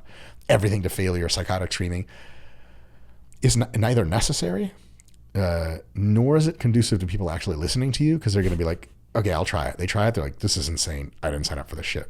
So I think maybe a little bit of the approach I like better is to tell people when they're not training hard, like, dude, you're doing really, really good. Can I give you a tip about how to do even better? They're like, well, yeah, just push it a little bit harder than you used to. And if that gets pretty easy or pretty manageable, just go a little bit harder. We want this idea of just inching our way a little bit closer to the flame, And if you can do that without getting burned, and you're not getting burned, you just go to failure and you're like, oh, that was all I had. Recycle, repeat, come back around. So just a little harder than you're typically used to is probably a good thing. Now, if you start real low, you might have to do months of a little bit harder to get even into that zone of real difficulty. So there's a nuance, there's a conversation there. But it's really, really good to make sure that you're encouraging people two things. One, the fact that you're here and you're trying it all, that's tier one shit. That's what's really super important. Next, let's try to make it a little bit more challenging. Not a ton. We're not trying to make you John Rambo and take over the fucking world. Just a little bit of a step in the direction of discomfort. And if that's like, whew, that's all I can handle, great. See you next time. And next time we'll just do the same thing. And when you feel like, oh, this is pretty easy, it's pretty good, take a little bit of a step toward the flame again. That's my best take on how that works. I could be wrong about that. I don't have any data to support that's the best way to coach people. But I found it alienates people less. And I like an environment in the gym that's welcoming. Like, you're not like this loser that you don't try hard and everyone else is a fucking bro and has 10 girls and they're jacked and they're driving a fancy car and you suck and they're great.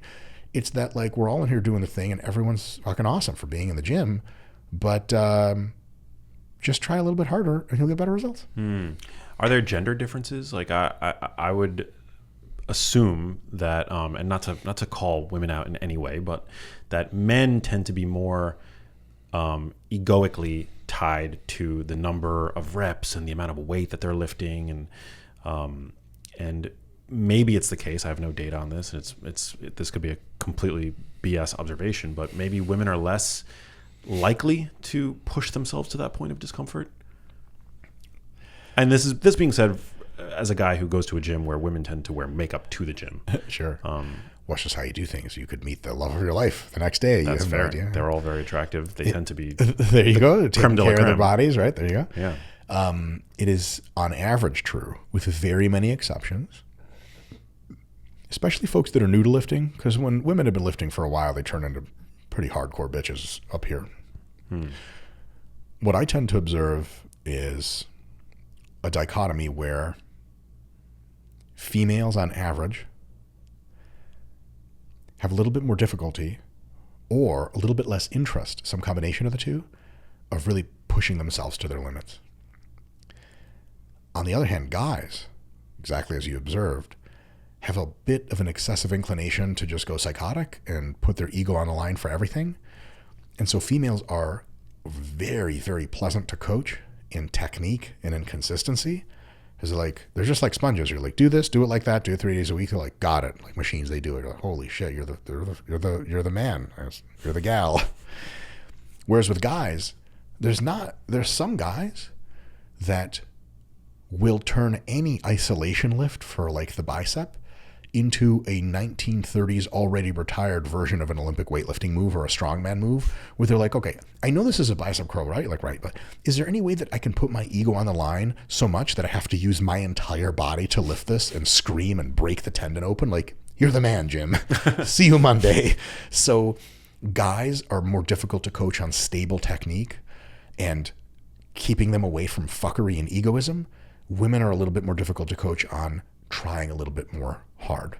And again, all averages. Men are probably more injury prone for this reason. Oh God, yeah. Oh my God, women almost never get hurt in the gym. Men get hurt in the gym all the damn time compared to women. Yep. Men are stronger on average, and if you're stronger, you can get hurt easier because you can do crazier shit to your body.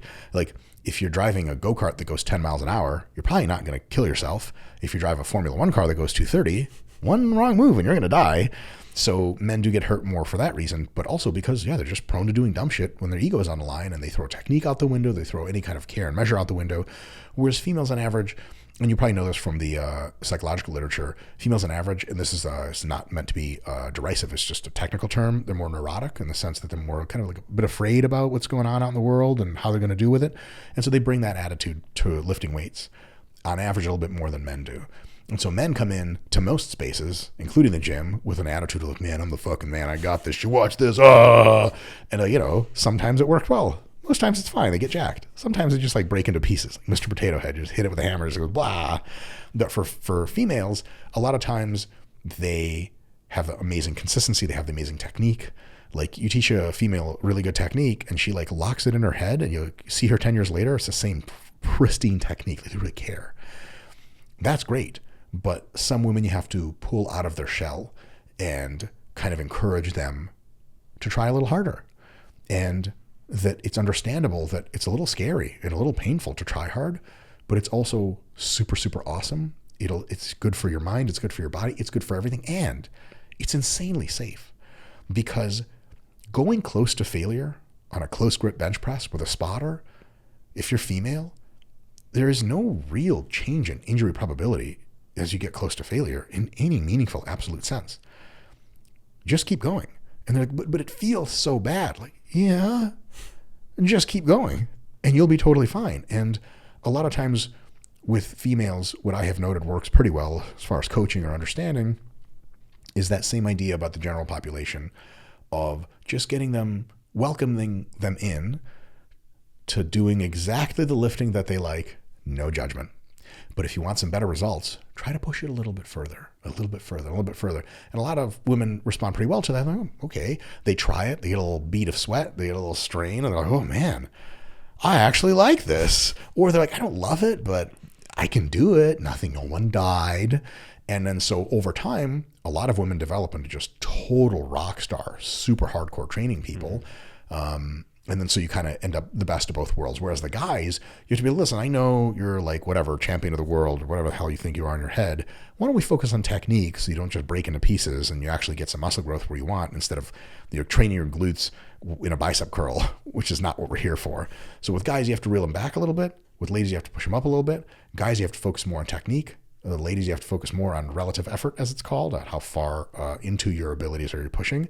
And meet in the middle, and it ends up being pretty good training for everybody. I love that. So great. Is there still a debate about free weights versus machines and one being better for strength and hypertrophy over another, or has that been put to bed at this point? there's a little bit of a debate. As far as muscle growth is concerned, among the people that look at the technical data, there's not much of a debate because the data shows that free weights and machines cause a usually statistically undifferential amount of growth. Like it's just the same growth, strength, it's all the same, more or less, as far as we can tell. And most champion bodybuilders, if you told them like, is it free weights or machines? They're like, what? It's like saying to someone like rice or pasta, like, how many carbs do you need, bro? Like, it's all same, you know? Or like, you know, there's a whole area of YouTube and kind of similar space that you and I are in, health space, of like quack doctors that are like, don't eat apples and eat only blue pears or whatever. You're like, I think you're having a mental crisis and you should talk to someone about it. There's no bad apple for you. There's no good apple. It's all good. And so it's kind of that situation with general muscle growth training and general strength training for machines and free weights. All great. No downsides, no upsides. There's one question still left a little bit unanswered, and that's for high-level competitive sport athletes, wrestlers, track athletes, basketball players, football players. Do free weights offer a more natural movement pattern that replicates the kind of force vectors you would see in the sport? And does the added requisite for, albeit not a lot, but some kind of stabilization while producing force transfer to better improvements in athletic ability versus someone who trains on machines? They have the muscle, they have the strength, but maybe it's a little bit more disjointed of an application. There's some nuance there. Probably 90%, 95% is going to be the same outcome. Is there a 5 to 10% difference if I have a team full of pro athletes, pro NFL football players? Do I want them hack squatting or do I want them barbell squatting if I only have to choose one? Which is ridiculous because, you know, it's one of my least favorite questions ever. I'm kidding. It doesn't ever piss me off, but I think it's an absurd question of like, if you had to do one exercise the rest of your life, I'm like, I'm sorry, if I was on a desert island, no, I would not be building a squat rack. I would be building a fucking help sign with the rocks. That's all I would be doing and begging to God to please don't let me die here alone. So there's this needless juxtaposition because you, like most gyms, have both. But, you know, yeah, currently my take is I would probably marginally pick the free weight stuff for athletic performance. Am I confident in that assertion? No. Do I think you'll get amazing results if you just train hard with machines through a full range of motion that really transfer well to sport training? Yeah, probably. This is that's a notion, right? Where I feel like I've definitely changed my thinking. I used to think, I think probably like many, that free weights were much better. I used to be on that camp, yeah. Dogmatically so. I don't feel that way anymore. I mean, I'll go I'll have a lift sesh that's entirely, you know, on like machines, and and I feel great about it at this point. I'm also not an athlete, but you look athletic to me. Thanks, brother. I'm just hitting on it at this point. So a lot of times an interesting way to go about it is for people who are really one side of the aisle or the other, you can greatly benefit from conversing with them and asking them, so like, why do you think that's the case? And what does or does not come out of their mouths is often very instructive, or instructive by way of absence. So someone's like, dude, free weights all the way. For athletes, free weights all the way. You're like, I got you. So like, what's the big advantage of free weights versus machines? And they're like, stability, bro. And you're like, I got you. That makes sense.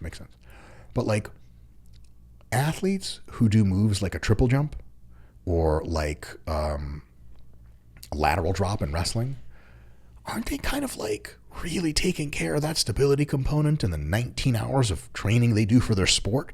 Like, you bring a gymnast into the gym, you're not going to be like, all right, we're going to work on stability. What are you, out of your mind? This girl can walk on one foot on a fucking, get out of here. This is the most stable person you'll ever meet. There is nothing in the gym that's going to challenge her stability. You must be losing it. What does she really need? She needs stronger legs. Does the hack squat give you strong legs? Yes. So how much stability can we really be training in the gym? Now, it's a little bit of a different question if you're looking at teen and child athletes. For them, a basic competence, and most beginners to lifting, I think there's a very good argument for a basic competence with your own body and free objects around it. If you can do a squat and a deadlift, you can sure shit use any machine you want. But if you use a bunch of machines and then you get into the real world and do actual lifting, you might be like, whoa. But if you're an athlete, You talk to someone who's really gung-ho pro free weights and anti-machines, that question of, do you really think that teeny little bit more of practice stabilizing against heavy resistance has such a huge ROI over their already insanely apt and high volume training in their own sport, which they produce high forces all the time and have to stabilize? Do you think there's a big difference there? Most people, if you get them to open up their minds enough, will be like, honestly, man, yeah, I don't know. I haven't thought about it like that in a little while. And maybe they'll have some good arguments, and you're like, damn, you're right, free weights are the shit. Every time I've talked to someone about that, including older versions of myself, I can't bring a real compelling argument. Now, if you're an Olympic weightlifter, if you're a strongman, if you're a powerlifter, it's your sport to move free weights around. Machines have much more limited value to you.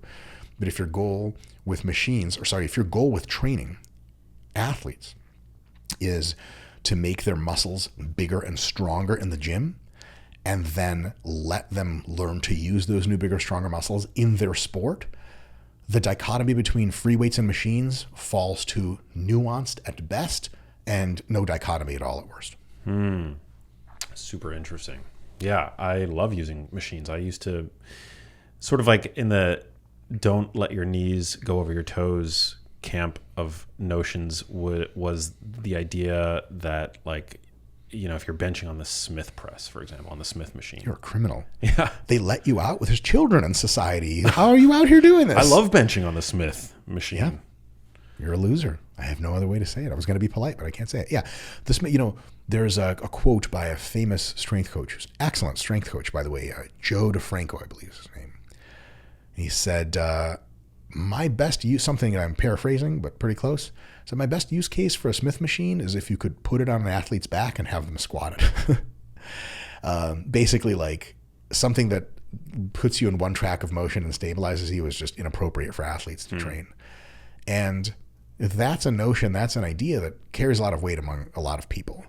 And there might be some truth to that, but in reality, however you got big, strong muscles, if you're an MMA fighter, you weigh 215 pounds, you're ripped, you're tall, you're doing a thing, you're a pro, you train an MMA technique all the time, and you're in the ring with me, and I see your bulging muscles and you're throwing strikes real competently, man, I'm in a lot of deep shit. If I find out that you actually built those big, strong muscles with like Smith machine bench versus like dumbbells, I'm not like you sit down between rounds, your coach is washing your mouth out, you like can't see. He's like, hey, this guy trains on the Smith. You're like, we got him, coach. He just coming underhook. That's it. He's dead.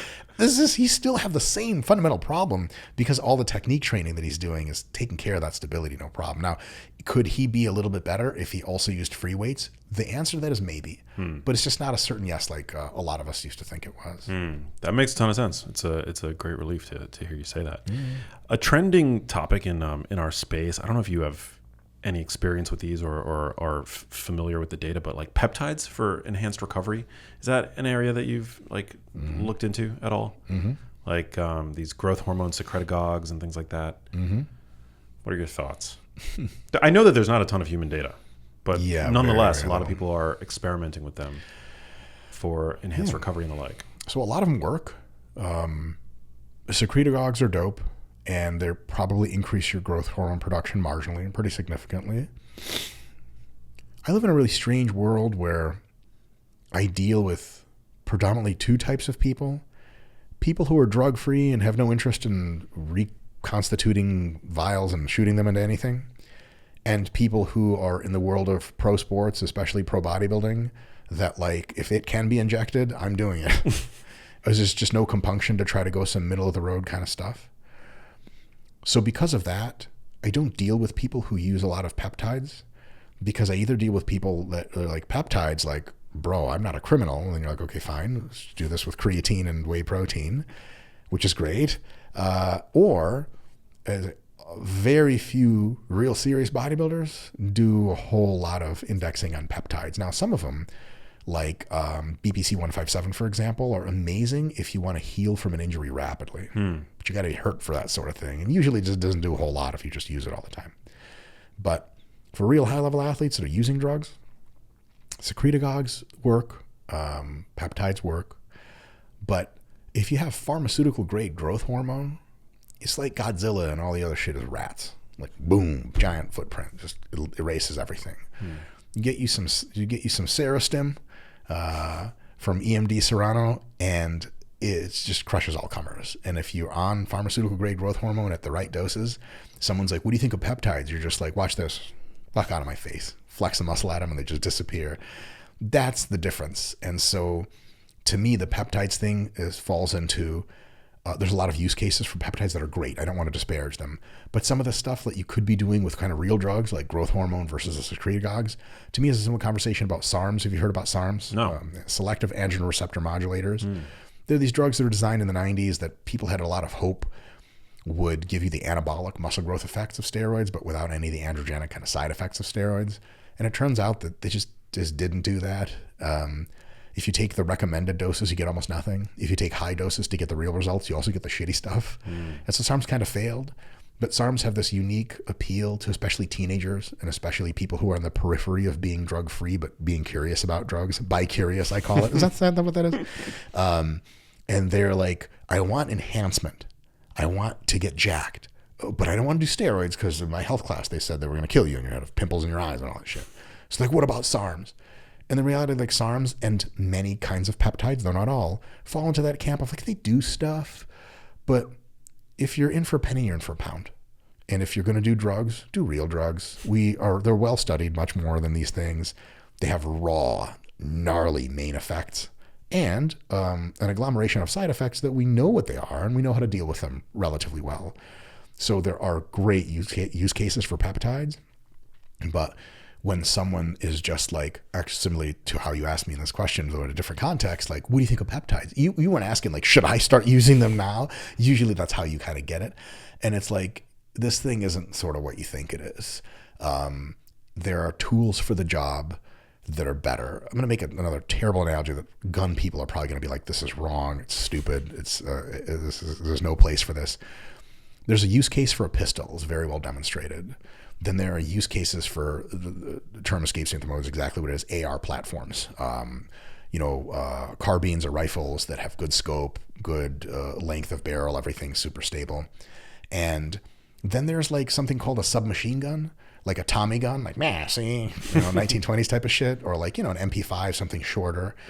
It can put a rate of rounds down on target that's quite high, but the rounds aren't very big. They don't do a ton of damage, and the accuracy is limited and the range is limited. And so for actual operators in elite military forces, they carry a sidearm pistol, they have their main AR platform, and they just don't do that intermediate step. Because you're like, what do you think of the MP5? And they're just going to be like, it's a cool gun to use in movies like The Matrix. It definitely has use cases if you're personal security for someone high level, but you have to have a concealed automatic firearm that has to fit into your suit coat, and you can't just have an AR barrel sticking out. There you go. But as far as most battlefield scenarios, it's either the pistol, it's either the AR. And in some similar sense, you either drug-free, or you get into the shit that we know works as real drugs. That middle ground, you just won't find a lot of times what you're looking for. Sometimes you will, but a lot of times it's just kind of like peptides. Yeah, they're a thing. What supplements would you say are offer the most bang for the buck? That you don't go to jail for. Yes. Yeah, excellent. Creatine jail. So creatine's great. Pre-workout, if you need that energy, works super well. Then you have multivitamin, multimineral. Not everyone needs them. Most people don't if they have a good diet, but notice I said if they have a good diet, so I take the most people right back because most people don't. So multivitamin, multimineral is kind of an insurance policy against some not getting all the vitamins and minerals you need through your whole diet. And whey protein and casein protein, kind of drink replacement shakes and stuff like that. Yeah. They just allow you to take in more protein in a more convenient time and a more convenient way. And they don't have some kind of magical benefits, but they're awesome and they work.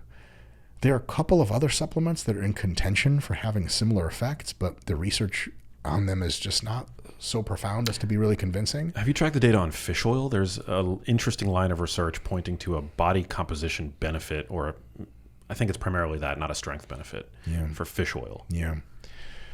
Here's my experience with fish oil. I could be totally wrong, by the way. I'm probably wrong. You should have never had me on your podcast. This was a mistake. Someone's like, how was Dr. Mike? It was a huge mistake. But he did tell me that. No, man, I've been around a while, and so I've seen fish oil do at least one of these little tilts where there are multiple studies showing fish oil had real promise. And then a few years of many studies coming out saying like fish oil is not doing what it's supposed to. And now you're in another one of these, like fish oil is doing some stuff again. Now, the laws of physics don't change. It's all the same stuff always. But when a supplement kind of lets you down when you were hopeful about it, and you have to look at it again and try to endorse it, your idea is, I'm not going to endorse this as much as I did last time.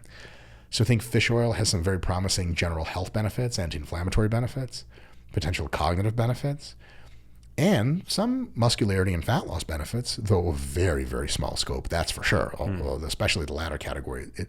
They don't make a huge difference. You're not going to drop some fish oil tabs, wake up next to your wife the next day, and she's like, oh my God, she's like, oh my God, call the authorities. You eat her. That's not going to happen. But that, especially that leanness and that muscle gain element, if I look at the totality of the evidence last I looked at it, I'm not like so convinced that if someone comes up to me at the gym or asks me on a podcast, like, hey, fish oil, I can't give like a resounding yes.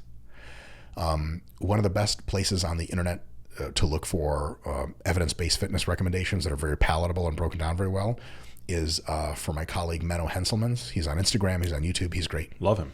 I literally love him. He's the best looking man I've ever seen. And I'm as straight as an arrow. But when Menno's around, arrow curves a lot. Where's he based? He's in like Europe somewhere, right? That's the best absolute way to describe it. Europe somewhere. He's actually been, I think he's in Spain now, studying for his PhD, by the way. Just for fun. And he's from the Netherlands originally. So he's got that awesome European accent, Menno's a great resource for learning about stuff. And his last sort of understanding of fish oils, as far as I could tell, was kind of like, there's some pretty good data out now that shows they do some stuff, but just don't sell your house. Because, like, it could be another few studies to be like, it's just not being replicated. So fish oil is one of these things where, especially for getting you jacked and lean, I would say there's some reason to be hopeful. And if you want to take some fish oils for the other benefits, maybe that's a really good idea. But it's just not one of these supplements that'd be like creatine. You're going to buy it at the store. You're going to take 5 grams of creatine monohydrate per day, and you're going to get results. Almost everyone gets results, some a little bit, some quite a bit. Fish oil is just not in that standard of supplements yet for that outcome. Could it be in the future with more data? Yes. Has it been in the past promising? Yes. Has it been in the more recent past not as promising? Yes. Bit of a mixed bag still. Yeah. I'm a big fan of whey and casein protein. I take creatine every day. Magnesium. I take astaxanthin, which I love. It's a marine carotenoid. I don't know if you're familiar with astaxanthin. I'm not that fancy. I know neither the term marine nor carotenoid. You know carotenoids. Carotenoids are great for your marine, eyes, I don't know brain. what that is. It's found exclusively in marine.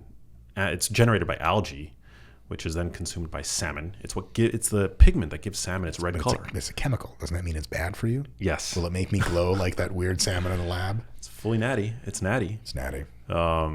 That's cool. What else are you taking? And I do take fish oil every day, but nice. I don't take extremely high doses. I take about 1 to 2 grams combined of EPA and DHA daily. So my RP colleague, Dr. Jen Case, PhD in nutrition, RD clinical nutrition, multi-time jiu-jitsu world champion, but who's counting accolades at this point, she would actually say that fish oil is not what you're looking for.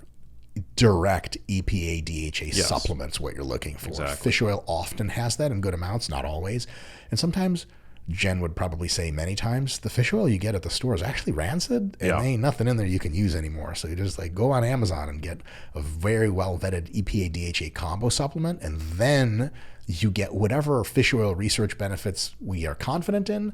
You're definitely getting that stuff, because if you just pick up fish oil kind of anywhere, there's a good chance you're getting really good stuff. This is a pretty decent chance you're getting like kind of bunk. So no, I've always said that most supplements like creatine. If you're buying creatine, just make sure I'm sure you can speak to this more so than I can, but like look for Creapure. It's like we know it's not made in China. And what's wrong with China? You racist or something?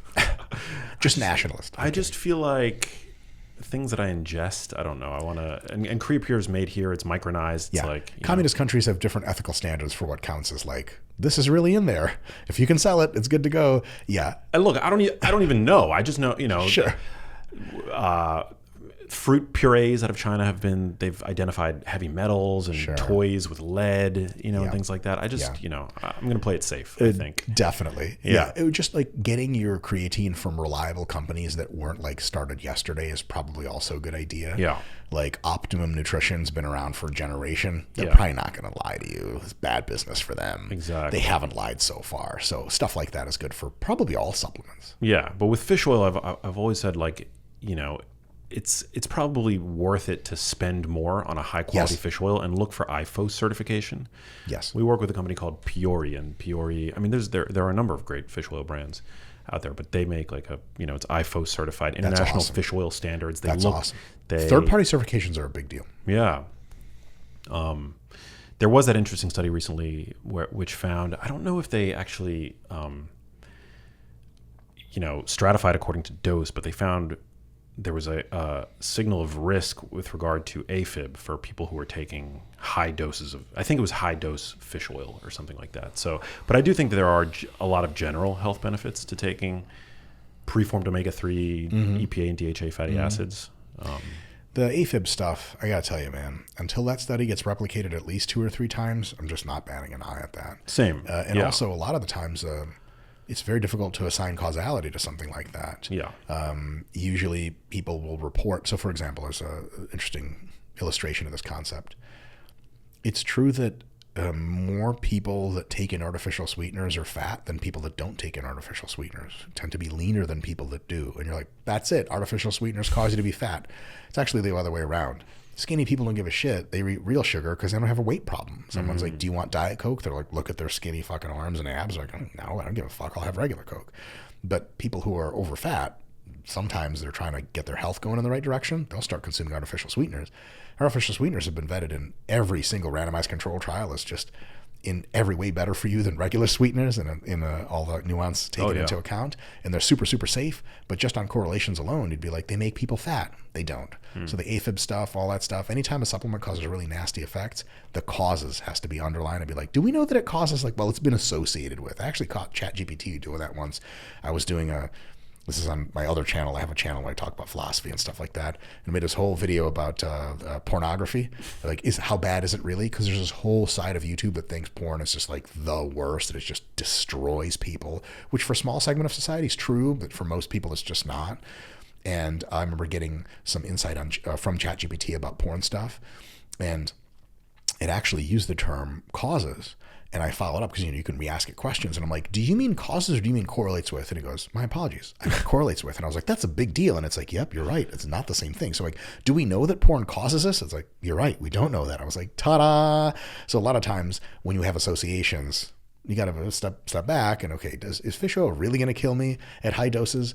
Maybe, but we need way better studies with way more replicability, multiple studies from different labs to be like, okay, this is definitely the thing that's happening. Also, there's a curiosity about that, what mechanism that would even be when mechanistically you're like, I can't figure out a single fucking, because if you think about this, people that take high dose fish oil, yeah, they get a lot of stuff, but some people eat so much fish, like in Japan, for example, coastal communities, that's 10 times the amount of fish oil that they actually eat from their fish than you would from any capsule. You took 20 capsules a day, you wouldn't get to that level. They're not dying of shit. So what the hell happened there? One of those. Well, the interesting thing, I think you're completely right, but law of averages, you would assume that most people who are taking fish oil supplements in the United States are probably taking pretty low quality fish oil supplements. They're not vetting. Low doses. Yeah, oxidized. We know that omega-3 fatty acids are more prone to oxidation than omega-6 fats even. And so, but yeah, it's totally a correlational study. Yeah. There might be something to it, 100%. Just need a few more studies to replicate it. Yeah. Dope. Well, Dr. Mike, this was so fun. We got to have you back for round 2. I had a great time. I feel like we just scratched the surface. We didn't even talk about nutrition. That's a whole other thing. It's funny is when I get on people's podcasts, we'll spend like an hour and a half on one nuanced topic and they're like, God damn it, I had 10 things to ask you. And I'm like, I can shut up anytime and just give you 2-word answers. Dude, well, we gotta put a round 2 in the books for sure. Great. This was super fun. One last question for you before I get to that. Where can people download your app? Where can they learn more about you? Where can they follow you on all the places? Awesome. So YouTube, if you just type in Dr. Mike, 2 people will come up. The real Dr. Mike, who's a medical doctor, who spells out his name, Dr. Mike, D-O, etc. He's great. I would follow him way before I would follow me. Way more followers, just a better person all around. And then if you just type in Dr. Mike and the letter I, then you'll see my ugly face at some point. You just click on stuff and eventually you'll find the RP Strength, Renaissance Periodization, RP Strength YouTube. And you just like hit the subscribe button. My videos will pop up. You'll learn some stuff. If you go into our descriptions for the videos, like the links, they'll take you to all the apps. They'll take you to all digital products. They'll take you to the website, take you to the Instagram and all good things. Yeah, I love your YouTube channel. Thank you so much. It's so great. And I follow you on Instagram where you're always showing off those glutes and cat and very different vibes. loins. Yeah, very different vibes. Mike, oh my word, that loins. sounds biblical. No, it's definitely occasionally not safe for work, but you know. I would say dependably not safe for work. Dependably. Also, the YouTube channel, I must say, is not for children. And I actually got a chance to see the CEO of RP, Nick Shaw, his kids recently. And one of them, I think he's 12. And he's like, yeah, I've been watching your videos. I'm like, Nick, what is this? How are you raising your children? I'm like, stop watching my videos. So if you have children, use caution. Use headphones. What does living a genius life mean to you? I would have absolutely no idea. I'm the opposite of a genius in every possible respect. I can barely navigate the world around me. To be completely honest, I have no idea where I am at this point. My handler needs to come collect me. Ooh, I was going to make a Joe Biden joke, but that seems not so nice at this point. Not at this point. Do I have to answer that? That's a real question. Yes. It's like eudaimonia. You know, what does like living a good life mean to you? What does living a genius is relative. That's what my psychiatrist always tells me when I'm sad.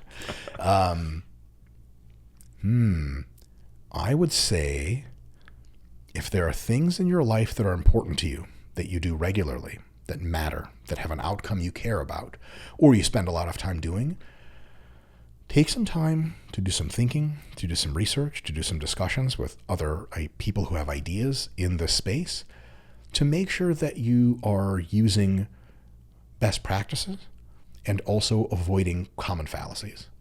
That to me is the genius life because it implies a person who thinks a little bit more deeply than average about the things they really, really care about. And I think if something is so worth your time that you're spending a lot of time with it, or the outcome really matters, giving it a little bit more thought and nuance, letting it kind of cook in the kettle for a bit longer, is just really going to be worth your time in most cases. I love that. So true. Couldn't agree more. Dude, thank you so much for coming in. Good. Thank you. Hey, if you liked that video, you need to check out this one here, and I'll see you there.